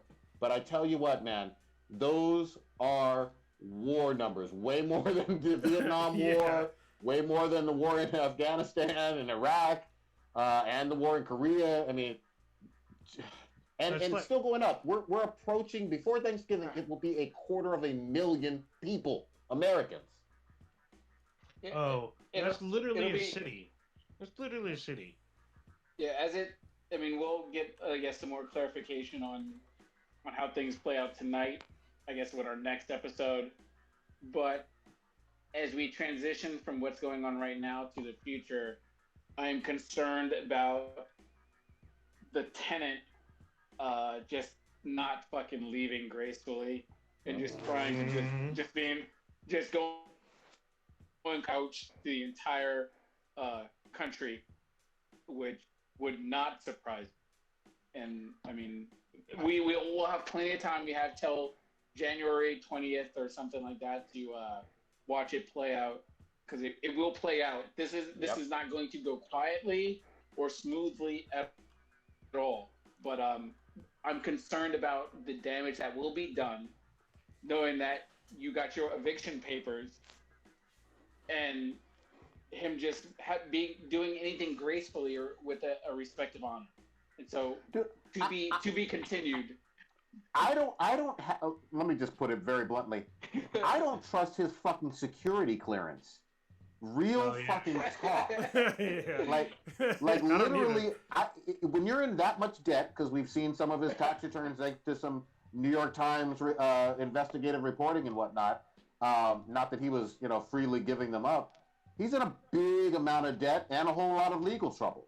So when you're in debt like that and you have legal trouble, you do even more reckless, dangerous shit. Maybe you'll sell some fucking state secrets to the Russians or the Chinese or the Iranians. I don't fucking know. Like, I don't put any of this beyond him. I saw the meme where it's just like the person's like at their desk and like HR is just like, yeah, go ahead and log out. I'm gonna need you to come speak with you in a break room or whatever kind of thing. I was like, yeah, they need to do that ASAP. Yeah, one of the things, I actually had to let someone leave an organization that I may or may not have worked with. I decided you was finished. Yeah, there's a way to do it. It's supposed to be where that person is escorted off the system. You don't let them log in, get their coffee, talk to people, wander around. Nah, motherfucker. You need to have security walk you out. And then, separately, anybody who you may or may not be mad at needs to leave at a different time and with security. There needs to be a real clear protocol with this. And the other thing I'll really quickly say, I don't see him shaking hands, assuming Biden wins, Well, it's not, with Biden on that stage and saying, "Here's the keys to the 1600 Pennsylvania." well, they're not going to shake hands anyway because of COVID. I mean, that's unless you're Yeah, I speaking mean, like that's true. metaphorically. You're right. It's a different world. Yeah, metaphorically speaking, though, they're not going to have nice words, nice choice words, because, I mean, let's be honest. I'm going to be an asshole for a minute. I would be totally satisfied if I saw President Trump end his time in the White House like Saddam Hussein ended his reign in Iraq, like when they found him in some fucking spider hole, all fucked up. Like, honestly, the shit that he has done to America at this point is unacceptable to me. Listen, I gave the guy a chance. He did worse than any of my possible dreams, right? Because I mean, this COVID thing, he has not managed well at all.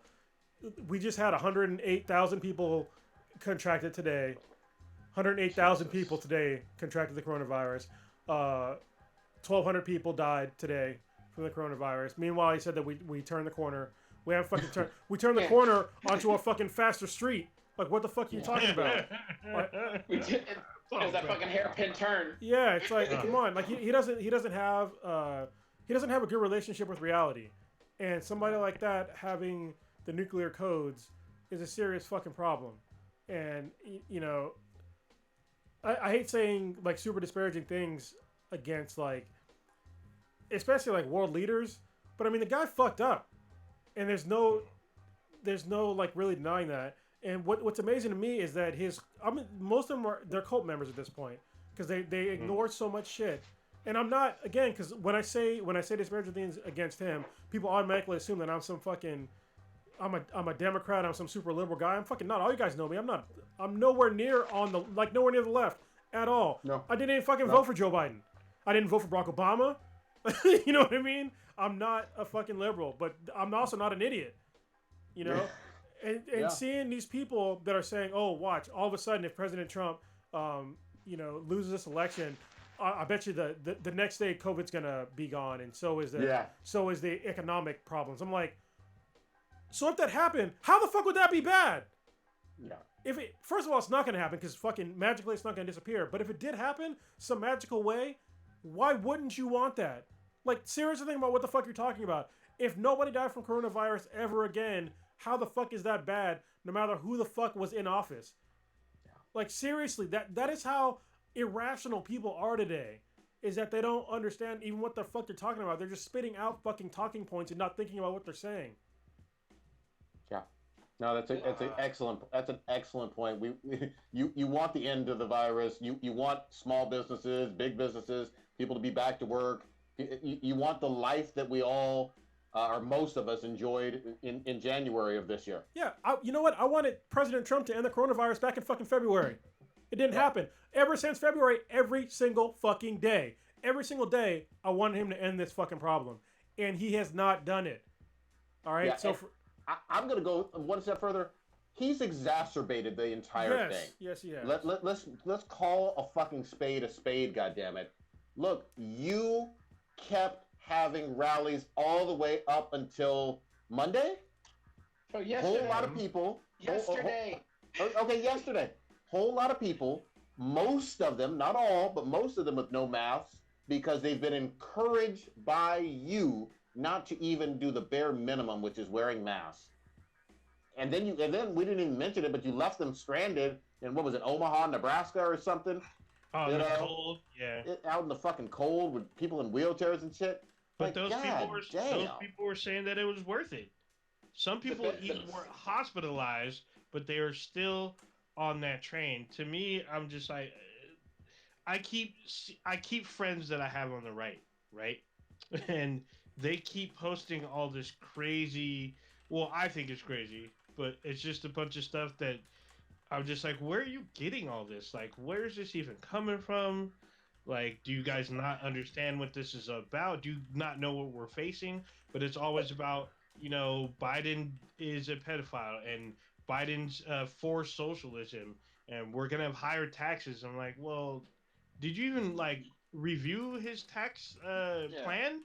Those people can't be reasoned with. Dunk on those hoes. That's what I got to say about those motherfuckers. But I said before, he's a narcissist. and the only thing he cares about is himself and his legacy. And his legacy is in danger, which is great for me, and I've been saying it for a while, but history is going to have a hysterical look upon this time period in terms of our history. And I heard somebody describe this, I guess the most accurate way to describe it is almost like McCarthyism in terms of like how we will look at him as the years pass. And it's unfortunate that he was in the role of actual like president, but we're going to look back at this and we're going to laugh at him. We're going to laugh at the clowns that supported him in the same way that McCarthyism was laughed. He's like, yo, what was going on then? That was fucking wild. Granddad, you lived during that? What was it like? Or whatever. That's what I feel like is going to happen. And I've sort of chilled out in a little bit knowing that hopefully this is coming to an end. We're in the final act. I mean, Thanos got the Infinity Gauntlet taken off his fucking hand. He's getting punched in the face. Black Panther and the rest of the squad walk through the portal with the mail-in votes, and they're kicking his teeth in or whatever. So hopefully he doesn't piss on the fucking carpet or shit on the carpet like Prodigy might do when he's getting evicted out of his college dorm at Clark Atlanta University. So specific. Let me. Damn, I don't. That caught me off guard. Let me just say this too, and I don't care which side does this going forward. But look, the demographics for the fucking country are changing. There are more women in office. There's more people of color, Black, Latin, Arab, etc. That's not a fucking bad thing. It's not something you need to be afraid of. If Biden-Harris wins, that would mean for the very first time we'll have a female VP that's in the White House, and it will also mean because of Barack winning 2 terms and Biden being or Harris being on the bottom of this ticket, it would mean that 3 times when there was a black person on the ticket, there's been a win in the White House, right? 2 for Obama and then one with her. I don't care if the GOP does it. Now McCain put Palin on the ticket. I thought that was fine. I didn't personally like her in terms of her credentials, but there shouldn't be this irrational xenophobic fear of just because that person is a what's between their legs or their ethnicity means that automatically disqualifies them from being able to be on the ticket for the White House or any other fucking position. We need to really get over that fucking bullshit. And again, that could be from the Republicans, that could be from the Democrats, it could be from Green Party. Who fucking ever just allow people to actually have their issues and their character and their record be the deciding fucking factor for who can run the world? You're getting roasted. Prodigy's getting roasted in the chat. I'm just saying. What the fuck? Who's in there? Is that Gian in there? No, it's Sierra. Talk about how old you look right now. God damn. You know what? Now, look, Sierra is from fucking Arkansas. I know she ain't fucking talking. Arkansas, you fucking squeal like a pig. God damn it. Yeah, I love Sierra. She's awesome, though. So, as we transition to some happier news. Oh, look at that. You son of a bitch. You bastard. Look at you. Oh, God, it's so nice. Y'all on a controller, but no console. That's hilarious. Smells like satin underwear. I'm so jealous. It feels so nice in the hand. It's nice and veiny and throbbing in my hand. Veiny? Wait, did you say veiny? Oh, my God. For 2 more days. Oh, my God. For those that can't see what's going on, just hears me moaning, I'm holding this sweet, soft, succulent, juicy controller for the PlayStation 5. Oh my God, it's got 2 thighs, 2 handles right here.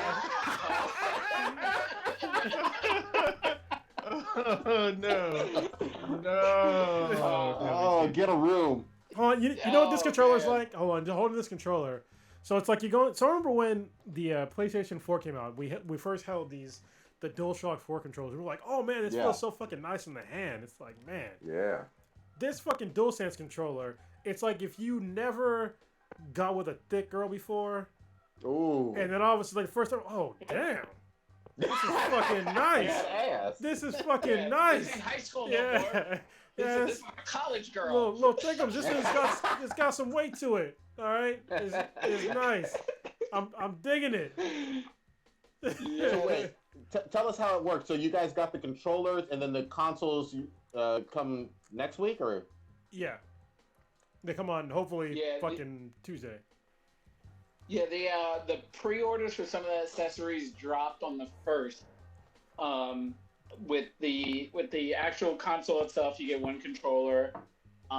At the time when I ordered my console, I held off on the accessories and everything, but I stopped in GameStop just to find out what was going on in terms of like how many they had coming and what was their plan for a launch date and everything. And I was like, well, I might as well get it as a controller, and they had one in store, and I was just like, all right, I'll buy it. And so they gave it to me in store. I was like, all right, I'll take it now. So they gave it to me. It's like you said, it's got a little bit of weight to it. You're holding a controller. I don't have my PS4 controller I got by it me, but go ahead. it's not sick. It's not like a painful difference in terms of like, holy shit, this one is so much heavier, but you can tell there is a weight difference. On like the back side where it would be against like the palms of your hands, you have that dimpled texture where if you look close enough, you see like the X, square, circle, triangle indentations in the actual controller itself. They're hard to see. I don't have my glasses on right now, but if you try to look at it with your eyes, you got to look at it at like a certain angle to see it. So it's got some fine tuning to it, and yeah, it's primed, ready to go for launch day on Thursday. GameStop by me said on Thursday at 10 o'clock, I could go walk in, pick it up. They're not going to have any at my store for any extra ones. So if you ever pre-order, you're good. So hopefully for people that don't have it, it's because they're whack-ass gamers like Prodigy and Old Ninja. And they want to play Bonk's Adventure on TurboGrafx 16 or something like that. Well, Hey, wait, how dare you disrespect Bonk's Adventure? That's actually a decent game. I'm just saying, it's 2020, not 1986. Damn. So Kronos and I will have in our eyes bleed out all kinds of euphoric endorphins while we're on that PS5 life. So yeah. Yeah. The controller, yeah, everything that Stitch said, like it. What I want to feel though is the new triggers, because, to be honest, the Xbox One controller, their triggers were far superior as far as like the feedback felt. I mean, just to be honest, and I heard that it's something similar or better than the Xbox One controllers. How they're gonna feel with the haptic feedback. So I'm looking forward to seeing what that's like. That's probably why there's more weight to this, because there's more than two vibration things inside this. So, and probably a more hefty battery as well. But yeah, it feels great in the hand. The attention to detail is fucking excellent. I'm just waiting to get my actual PS5 in and start transferring over stuff to play. I mean, I'm looking forward to playing Ghost of Tsushima on there. I literally have my PS4 Pro sitting here. Then Nice. I'll see what the difference is like playing that on the PS5 as well. And same thing with like God of War and all that shit. I'm looking forward to really seeing what the next gen has to offer. Hopefully I'll get it next week. I had to go through fucking Walmart, so hopefully it gets shipped on time and I get it. But yeah, I'm still looking forward to it. Yeah, man. Well, let me give some quick props since you mentioned Ghost. Fucking Cake Man, that's hilarious. What do you do? No, it's just Cake Man in the chat was hilarious. He's like, funny how the guys with white women have the PS5. Ah, God I bought it. damn I bought it with my The own money. truth. You know what happened? Hold on, let me tell you a big secret. My child support Oh ended shit! this month. My child Wait, support. what? My child support ended this month. Oh, it's fucking Ooh. great. Even though I got a fucking huge pay cut over the past 4 months, but I also got stocks, bitch. So it's all right. I made the money. Fuck it. I made the money happen. It's all right. I sold some stocks. I had some shit happen. That's awesome. Congrats. I just want to really quickly say on sticking with gaming, holy fucking shit. Um, I'm starting to find it's starting to click with Ghost of Tsushima for me now. Oh, finally? Yeah. It took a little bit. I had to get used to the controls and all that, but I played both Legends and I'm working through the campaign. That is some fun goddamn shit. I can't stress how much I enjoy the upgrades and the weapons and the ghost shit and the fucking costume or different costumes and all. I love it. I'm an assassin, so I'm using some poison shit and disappearing. Oh, yeah. I'm fucking Batman on that goddamn bitch. Yeah, Love it's weird because the assassin and the Ronin can kind of interchange some of the weapons. Mm-hmm. Because like if you're a Ronin or assassin, you can get a bow. What the fuck? A bow dart or like a bow gun where you blow into it and it shoots darts and shit. And then they also have like bomb packs. So you Yeah. can like fucking Yeah. throw bomb packs That shit and comes in shit. handy. That's just fucking hella that's just hella fucking fun because you just watch them just like fly. Especially enemies have shields. You throw the bomb pack at them, they like fall in their ass, and you come in and fucking cut their heads off. It's fucking dope. There's Yeah. hella fucking dope shit. So Yeah. Go ahead. have you played Legends yet? You played online? Yeah, I did that today. Shout out to B-Boy Frost, Boy Hobby, and Jen, the submarine girl. I played with them literally this afternoon because I was off today. Oh, why didn't you Oh, tell okay. me? You didn't say anything. Oh, my bad. I know we But could have squatted. I actually I didn't see either one of you guys online, but yeah, I that was me dipping my toe in. I played literally like 2 or 3 sessions, and I'm hooked. Like this is gonna be it. So I'll be on tomorrow and Friday and throughout the week. This is gonna be my new shit. I love it. Yeah, speaking of, I mean, now that we're continually talking about this, I didn't think I was gonna like the assassin, but I've been playing with it, and I was just like, holy shit, there's a lot of shit I can do with this character. Yeah. Like, He's I the can most- come in and I can literally go invisible and just fuck up a whole squad, just boom, just cut through them. I'm like, holy shit. And then like, it's really cool that they give you some of the abilities, kind of that you can use with one character, you can be shared with others. For instance, um, if you're using a character and you kind of want to be stealthy, you can get a smoke bomb. You can drop the smoke bomb in front of a group of enemies and just assassinate like 2 or 3 of them really quick. Like literally stab them in the face or in the back. And Yeah. that's pretty cool. Um, everybody can use a bow. There's a couple that can interchange like the little bow gun thing. That's cool. I've got my first legendary like ghost gear, which was interesting. Uh, it's kind of weird because it's very quick, but it lasts long on enemies. So I've been trying to mess with that. Um, the story shit was fucking weird because like it feels kind of like it borrowed elements from Destiny's Raid, but they're on a 2-person mission.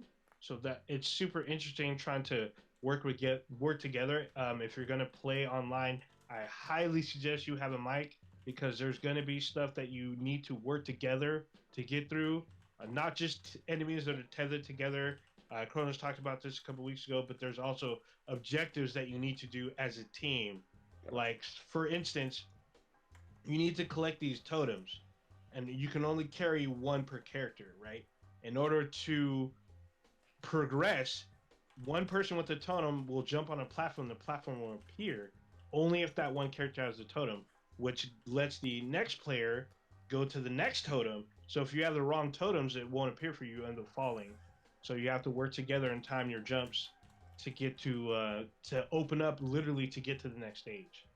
So it's kind of weird if you don't have a mic. So I've been playing with B-Boy Frost with Hobby. We literally knocked out the whole story, and it's like literally 9 chapters, maybe even 10. Damn. I knocked the whole story out solo. Yeah, that shit ain't no, easy. Yeah, we went through because you can set what level you want. You can do bronze, silver, and gold. And I wasn't high enough gear to do gold, so he's like, "Let's just run the silver. We'll still get good shit." Silver gets So we did. We knocked it difficult. all out, and I was like, "Damn, this is still more interesting than I thought it was going to be." So it's definitely fun. I highly recommend helping other people out that are lower than you, gear score wise, to get through the story. And then I haven't done the raid. The raid came out last Friday. I haven't had a chance to try it. I'm still trying to get my gear score up just to get into it because there's a minimum score just to start it. Can I quickly sell Stitch on it really quick? And I know he's already sold. He's gonna buy it.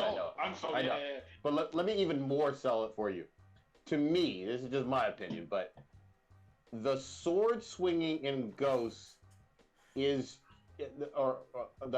I guess how he uses the sword in terms of how fluid and fun it is kind of like Peter Parker's swinging through the city in Spider-Man in terms of how fluid it just feels fucking natural. And I've played a lot of games with swords. This is way high up there, maybe top 3, and I'm still pretty early on, so I'm loving it. You know, it's early. Oh, go ahead. What's amazing to me is that literally as I'm playing the game, like I'll play like a fucking samurai. Like I will do like a whole sword sequence of just like murdering motherfuckers, and then there'll be somebody trying to crawl away, and I'll stab that motherfucker in the back to end his fucking suffering, and then I'll do the swipe down on the fucking D-pad so that he'll gracefully put his fucking sword away. Like I'm a fucking gangster, and I feel gangster every fucking time I do it. It doesn't get old. It's great. I know that old ninja and Prodigy love Fudas. So I'll ask whoa, fuck no. Hold on, walk me through the only one who loves food is here is god dang Prodigy. He loves food enough. It doesn't matter what day it is, you love your fooders. Watch any other day of the week, every day of the week, that's all you. Watch how you flip quicker than Arizona. Wait, what? I know you love Fudas because I'm gonna ask Kronos this question: is Ghost of Tsushima better than The Last of Us 2? Oh, here we go. Yeah. So holy shit. Hold on, he's asking me, goddammit. Shut the fuck up, Prodigy. Go ahead. So it's non-Fuda lover. Don't fucking. I'm a non-Fuda lover. Fuck you. It's difficult to answer, okay, because the story in Ghost of Tsushima, as far as like the way the story is told, is nowhere near as good as The Last of Us 2. The story's not bad, don't get me wrong. It's not bad at all. It's actually rather engaging. But it's nowhere near as engaging as The Last of Us 2. So it's not nearly as well fleshed out. But as far as the action goes, it fucking blows The Last of Us 2 out of the fucking water. Like, seriously. Like, comparing The Last of Us 2's action to Ghost of Tsushima is like comparing, like, shit, I don't even know. There's not even a fucking good comparison. It'd be like Mega Man versus, like, Batman Arkham Knights. You know what I mean? Like the first Mega Man. Like seriously, because like you're so limited on what you can do in The Last of Us 2, and I think that the attention to detail on like the small details on Ghost of Tsushima really goes a long way as well. Like there's literally times where you're running your horse, with your horse through a field of grass, and out of nowhere, Jin will just put his hands down and feel the grass. Yeah. As he's riding, it's like what? Yeah, they didn't even put that shit in there. Like, like it's amazing. There's so many little small details like that in that game that don't really exist in. Obviously, they're two different kinds of games, but they don't really exist in The Last of Us 2. But The Last of Us 2 also, like I said, they invested way more time into developing a real story. So The Last of Us 2 is more like playing a movie, and Ghost of Tsushima is more like playing as a motherfucking samurai in a game. So. Yeah, both great games. Yeah, they are definitely great games. I know a lot of people were talking about. I know Prodigy's getting roasted online about how Ghost of Tsushima is better than Last of Us 2. How Last of Us 2 was a pandering game and a hack and all this shit. I mean, I've seen. I'm just reporting the comments that you've been getting. and people Oh, roasting comments you I've been about getting. Okay. He's yeah, just the comments reporting. you've been getting, not what you said. Okay. What you have said, and I quote, is that Last of Us 2 will win Game of the Year. That's Yeah. what you've been saying. Say it So loudly. I really think Ghost of Tsushima is giving it its run for its money. Personally, I think the combat mechanics in Ghost of Tsushima are really, really, really well done, especially in the multiplayer. I mean, there's a lot of shit going on, but yet it's able to maintain cohesion while you're playing. There's not a lot of drop frame rate. There's no slowdown when I play, and there's a lot of shit going on.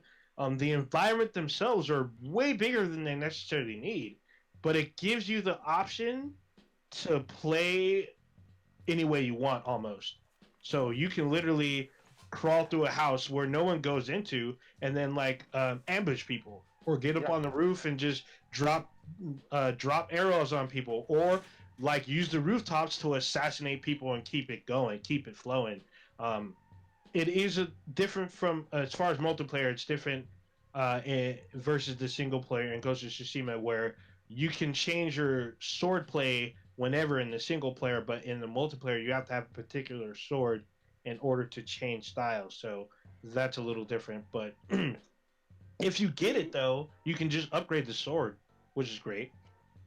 Do you think that in comparison, because Ghost of Tsushima came out later than Last of Us, but they've already given the whole Legends mode with the multiplayer co-op, while Last of Us hasn't really done anything yet at this point. Do you think that could be a detriment to potential Game of the Year? Or are you kind of like, What? Because I feel like Last of Us in a way, and I love Last of Us too. I feel like the stove is cooling on that game in terms of if you did give me some new content, would I actually pop it back in and play it for a legitimate thing? I feel like they might be missing their moment. Fair point. Here's the thing: Ghost adding multiplayer and Legends and all of that, and the raid, that's exceptional. They kept that under their hat. It's great. I'm loving it. It's impressive as fuck. I do not believe, even though we're sitting here at the beginning of November, I do not believe that we've heard the last of Naughty Dog in terms of factions on Last of Us 1. People went hard on that from PS3 all the way through PS4. I think we're going to get it. I think it's going to happen at some point. Yes, I agree slightly that in terms of the game has cooled because it's just a campaign right now. Yeah, I get that. But I think that they will be adding DLC or multiplayer at some point, probably early in the new year for the PS5 version or the upgraded version. Okay, that's what I was gonna say. Also, you do have to adjust because the new console is coming out for the next generation. So it's like, all right, do I feel like going back to play Last of Us or download it again or do a patch to upgrade it so it's playable on the PS5? So they're doing that's what they're doing for the PS5. If you own it for one, you can just upgrade to the other one, I believe, digitally. Yeah, but it's just I'm fine playing Miles Morales or whatever. I mean, obviously Cyberpunk isn't out, which probably helps Last of Us in a huge way because it's not a brand new game coming out. So I was just curious on, I guess, the perception of that. Yeah, the funny thing is, at least the major or the Game Awards, quote unquote. I think it's the same day that Cyberpunk comes out, like December 10th, I believe. Oh, okay. But we're gonna see. Can I switch gears a little bit? I was gonna say from my understanding, it can't qualify for this exactly. Game of the Year. Yeah, okay. It can't. Can I switch gears and just ask you guys a real quick question? Did you guys finish any of Blood of Zeus? No, I've not, but I know everyone's losing their fucking minds. I'm going to try my hardest to start tonight, but there's some shit dropping in the next couple of days I gotta watch. So I gotta see this Mandalorian, which we haven't talked about. I haven't started watching it yet. Sorry. Well, none of us. Have any of us watched either of those? Caught up on them yet? I finished all of Blood of Zeus. I finished all of Blood of Zeus. I haven't seen Mando yet. Oh. Yeah, I got to catch up on both. Can we go back to gaming for a minute? Yeah, Sure. sure. I think I'm the only person that played Watch Dogs Legion, right? Oh, yeah. yes. Speak on it. Speak on it. All right, so I'm gonna give my quick thoughts on Watch Dogs Legion because it is a very different kind of game. All right, it took me a minute to really understand like just how different it is because there's no main character in the game, and Wow. it's kind of odd. If I was to say there was a main theme, is that you basically play as DedSec, an organization. Which, if you played any of the older Watch Dogs, DedSec's the hacker group, in those games, and basically you play as those groups. So you have to recruit people to come on your side to join DedSec. And you can recruit basically fucking anybody. Some people are a little bit harder to recruit. You have to basically get dirt on them or something like that to get them to come onto your side. But you can recruit basically anybody in the game. So any NPC that you see, you can recruit them onto your side. And some of them are way better than others. So, because remember in the old games how you can like use your profiler to see like everything about them. Yeah. So in this one it tells you everything about them, but it includes like their perks, and sometimes they have perks and also things that are like negative things. Like certain people have like flatulence debuffs, where like where they can't sneak around, or hiccups, so they can't really sneak around very well, or they're slower than normal, or something like that. But then they also could have like some badass perks along with those. Like they would have a fucking grenade launcher or some shit, or some other kind of crazy perk. And so you end up getting like a group of people where you have like your favorites. Like basically my setup now is I have basically like 3 or 4 people that I mainly use. And like one guy is like a government contractor who can basically walk into basically anywhere. And as long as nobody looks too close, he won't get caught. So you can walk in, as long as you walk around and don't run, you're okay, and don't get too close to anybody, you're okay. And you can walk into anywhere and just like they basically assume that you're supposed to be there. If that doesn't work, if I'm in a location where I can't use that guy, I have another guy who's kind of like an infiltrator, and he has like a spider bot, and he can do fast upload. So anything that he hacks way faster. And then he also has all of his hacking skills refill faster. So he comes in real handy, and he also has like a specialized gun. So nice. He comes in real handy for infiltration. And then if I fuck up real bad, I have this dude. I basically call this motherfucker the cleanup crew, because he's a fucking assassin. But he's basically John Wick. So is there permadeath in this one? There's an option for permadeath, so you can turn it on or off. So okay. Right now I have it off because, I mean, if permadeath being on, you'd play the game way differently.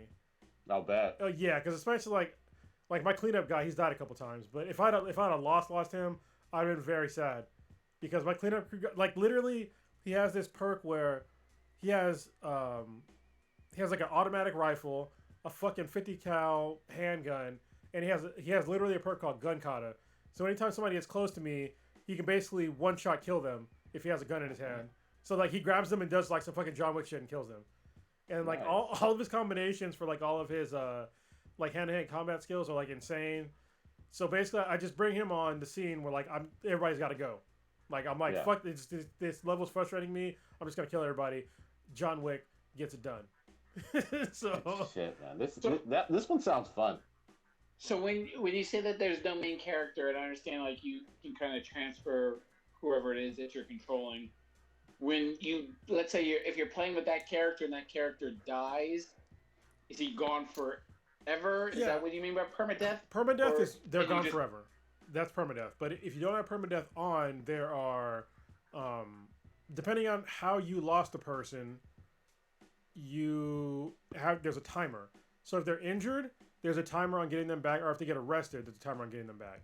But also, this is the kicker, is that you can have people on your team that can drastically reduce or negate all those things. So I recruited a paramedic that can patch up everybody faster, and I also have basically a lawyer that can get everybody out of jail faster.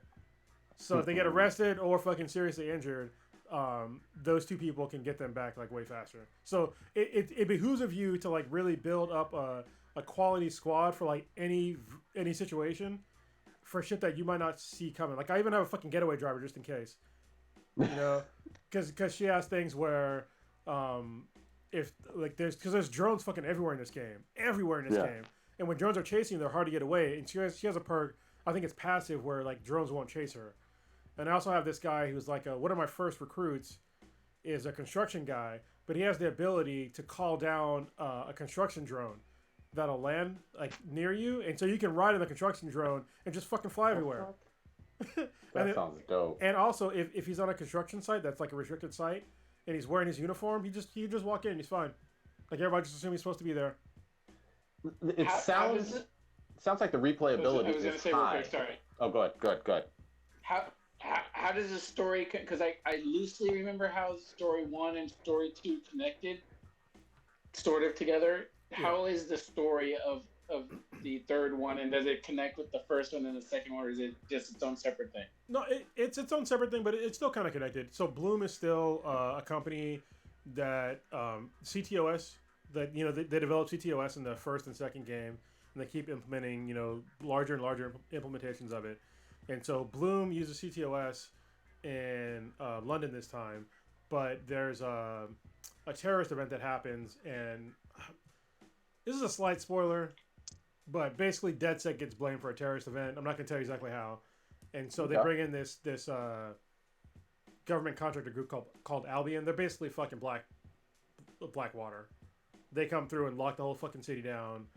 And they're doing like they have all these crazy like military drones they can use and shit like that, and they can hack you, so it gets like more interesting with like military hacking and shit like that.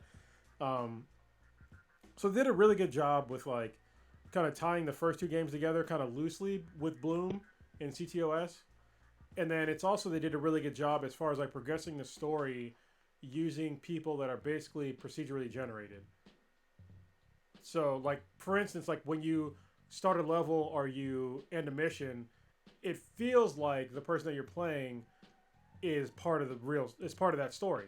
Like the way they talk, the way they interact, but they all have different personalities. Like literally, there's people in the group that don't even like each other. Like if you talk to people, like you can tell there's like tension for some reason between them, and you're just like, what the fuck? Like it's weird. Damn. And there's like really deep backstories on like all these NPC characters. I don't know. It's basically, so remember when GTA 5 first came out and they first announced it and they're like, how the fuck are you gonna play as 3 people? Mm-hmm. And then all of a sudden it worked out. You're like, oh, I get it now. This is basically like that, but like times 100. I don't know how big your team can get, but I assume they can get. I think I have like maybe 15 people on my team. I don't need that many, but I'm pretty sure it's 15.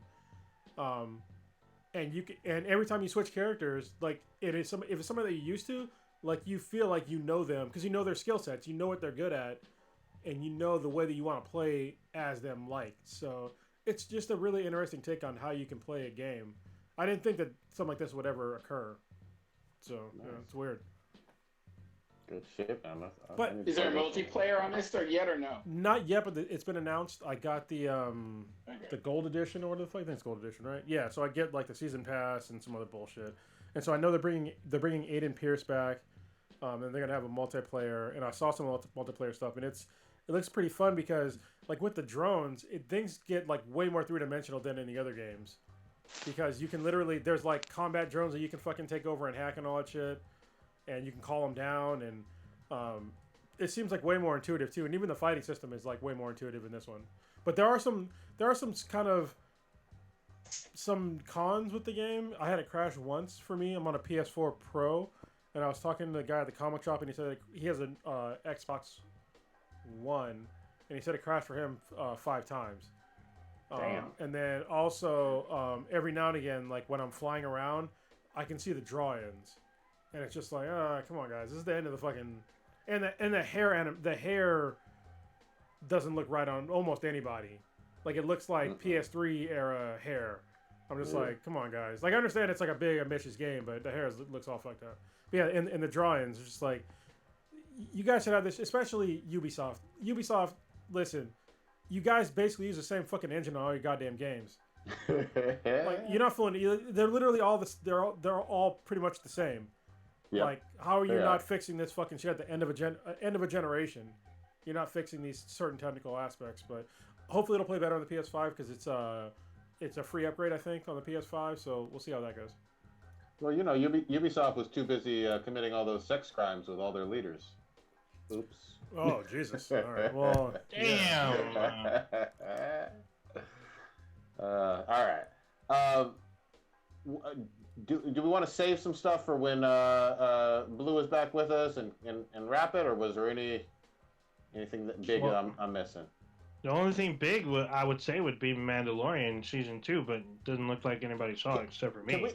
Can we save that for next week? I will definitely watch it tomorrow. I'll probably catch up on 2 episodes, right? Because they're weekly. Yeah, tomorrow. So tomorrow at 12:01, it'll be out. So. Okay, I'll definitely watch the first 2. And just a quick update before we actually start wrapping. Georgia is now narrowing more, so Biden is within 23,000 votes now from taking over the lead. There you go. So yeah, that was last night. It was like, I think it was 300,000. Yep. That was the difference. ATL, Magic City, Lemon Pepper Lou came through. Lemon Pepper Wet. All right. Stitch, what you got popping this week? I'm trying to finish up playing Spider-Man on PS4. I played it before, but I just wanted to get the whole combat down and refreshed. That way, when the new one comes out, I'm primed, ready to go. I saw this thing about was it Activision? Was made off microtransactions, off motherfuckers like me that need to buy a hyena for games. Yeah. So I'll be on some Call of Duty for a little bit. I don't have any. Well, actually, I did have a cookbook, but I could probably talk about it like next week or whatever. I don't feel like running to grab it, but just sort of just chilling, relaxing. Is it ever gonna get cold? Like, I'm looking forward to like it becoming fall, but nah, it's just summer forever. Nah, bro, it's dark and hell is hot in Arizona. DMX shit. Yeah, so I did make some gumbo for the professor. That was pretty fun, but I can't get in the gumbo until it's cold. I need that hearty soup until you can find cold and chilly out. Tomatoes. Is that what you're looking for? There you go.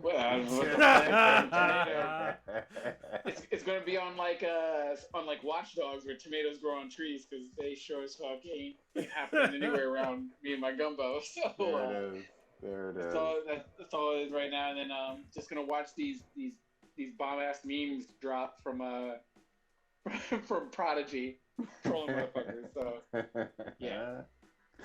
Good shit, Kronos. What you got?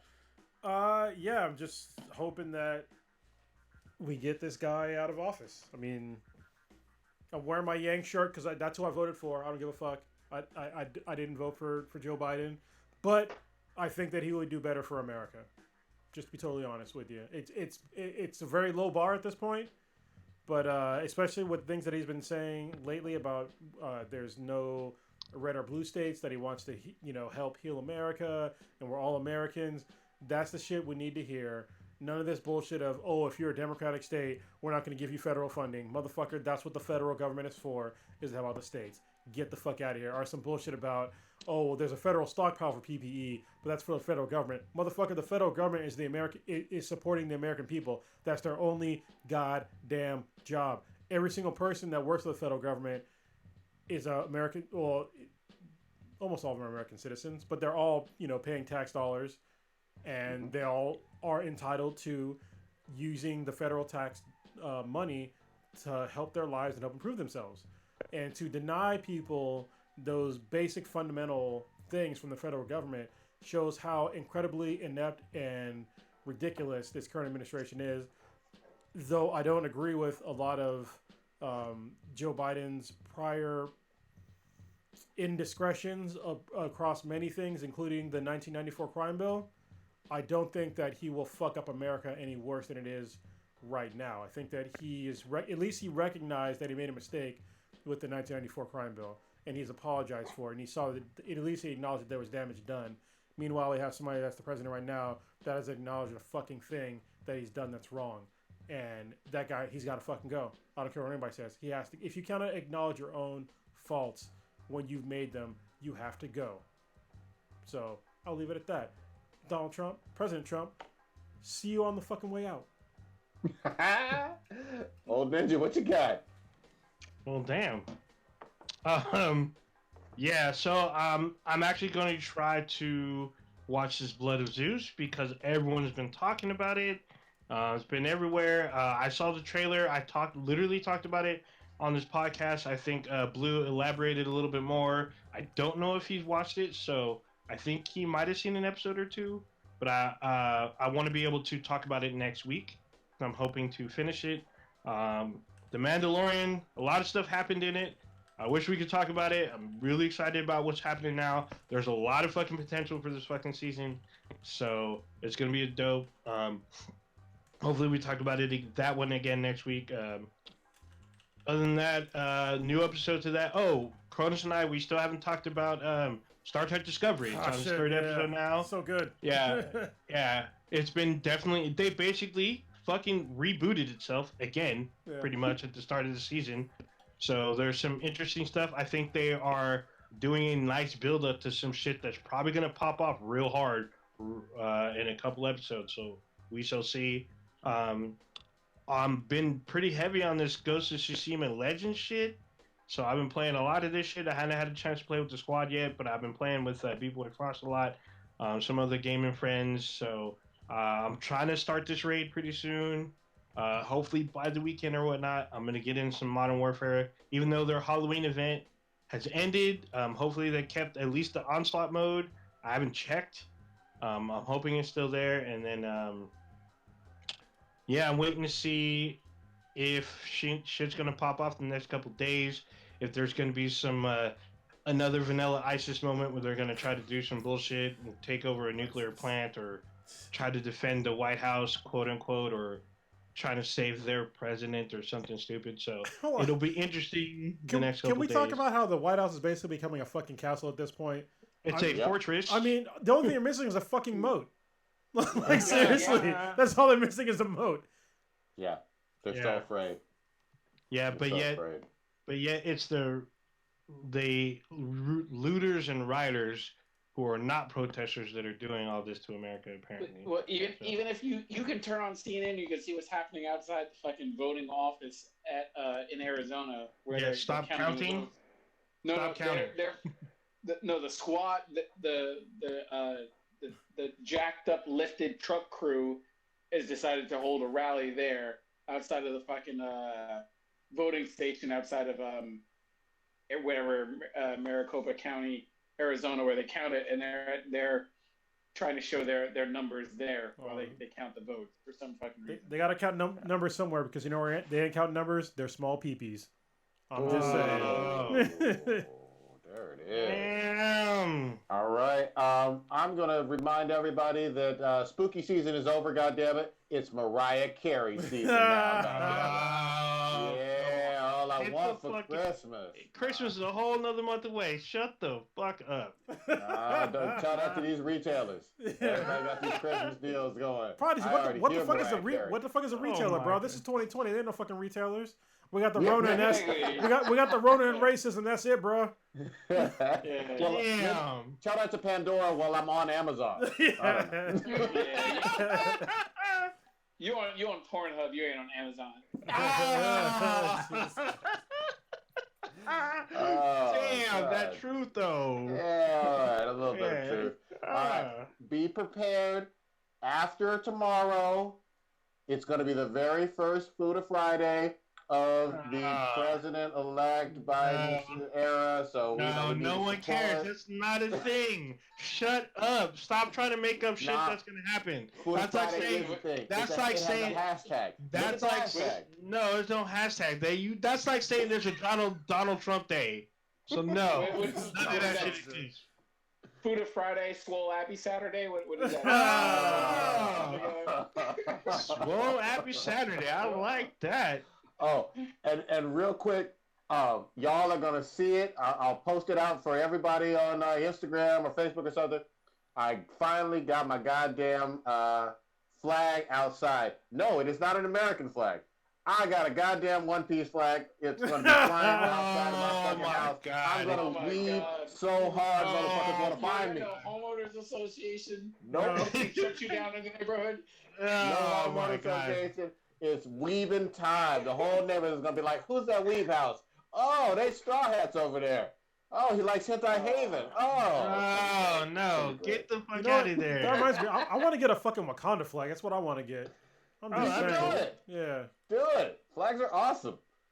It's gonna be great. Salute. That's Trifling. all bad. Lowering the property value with my blackness and my weaveness. It's gonna be Exactly. great. This is why we can't get to the suburbs. Damn, that's terrible.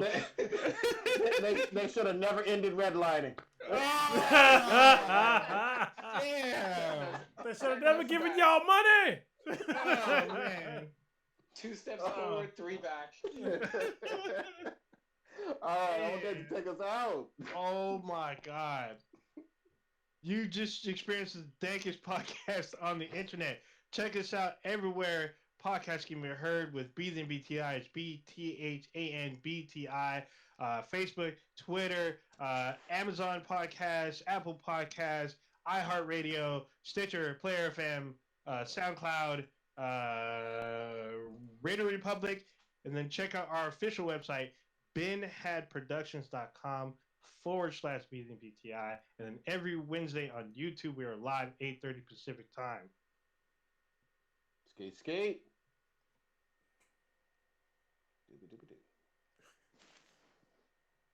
Yeah.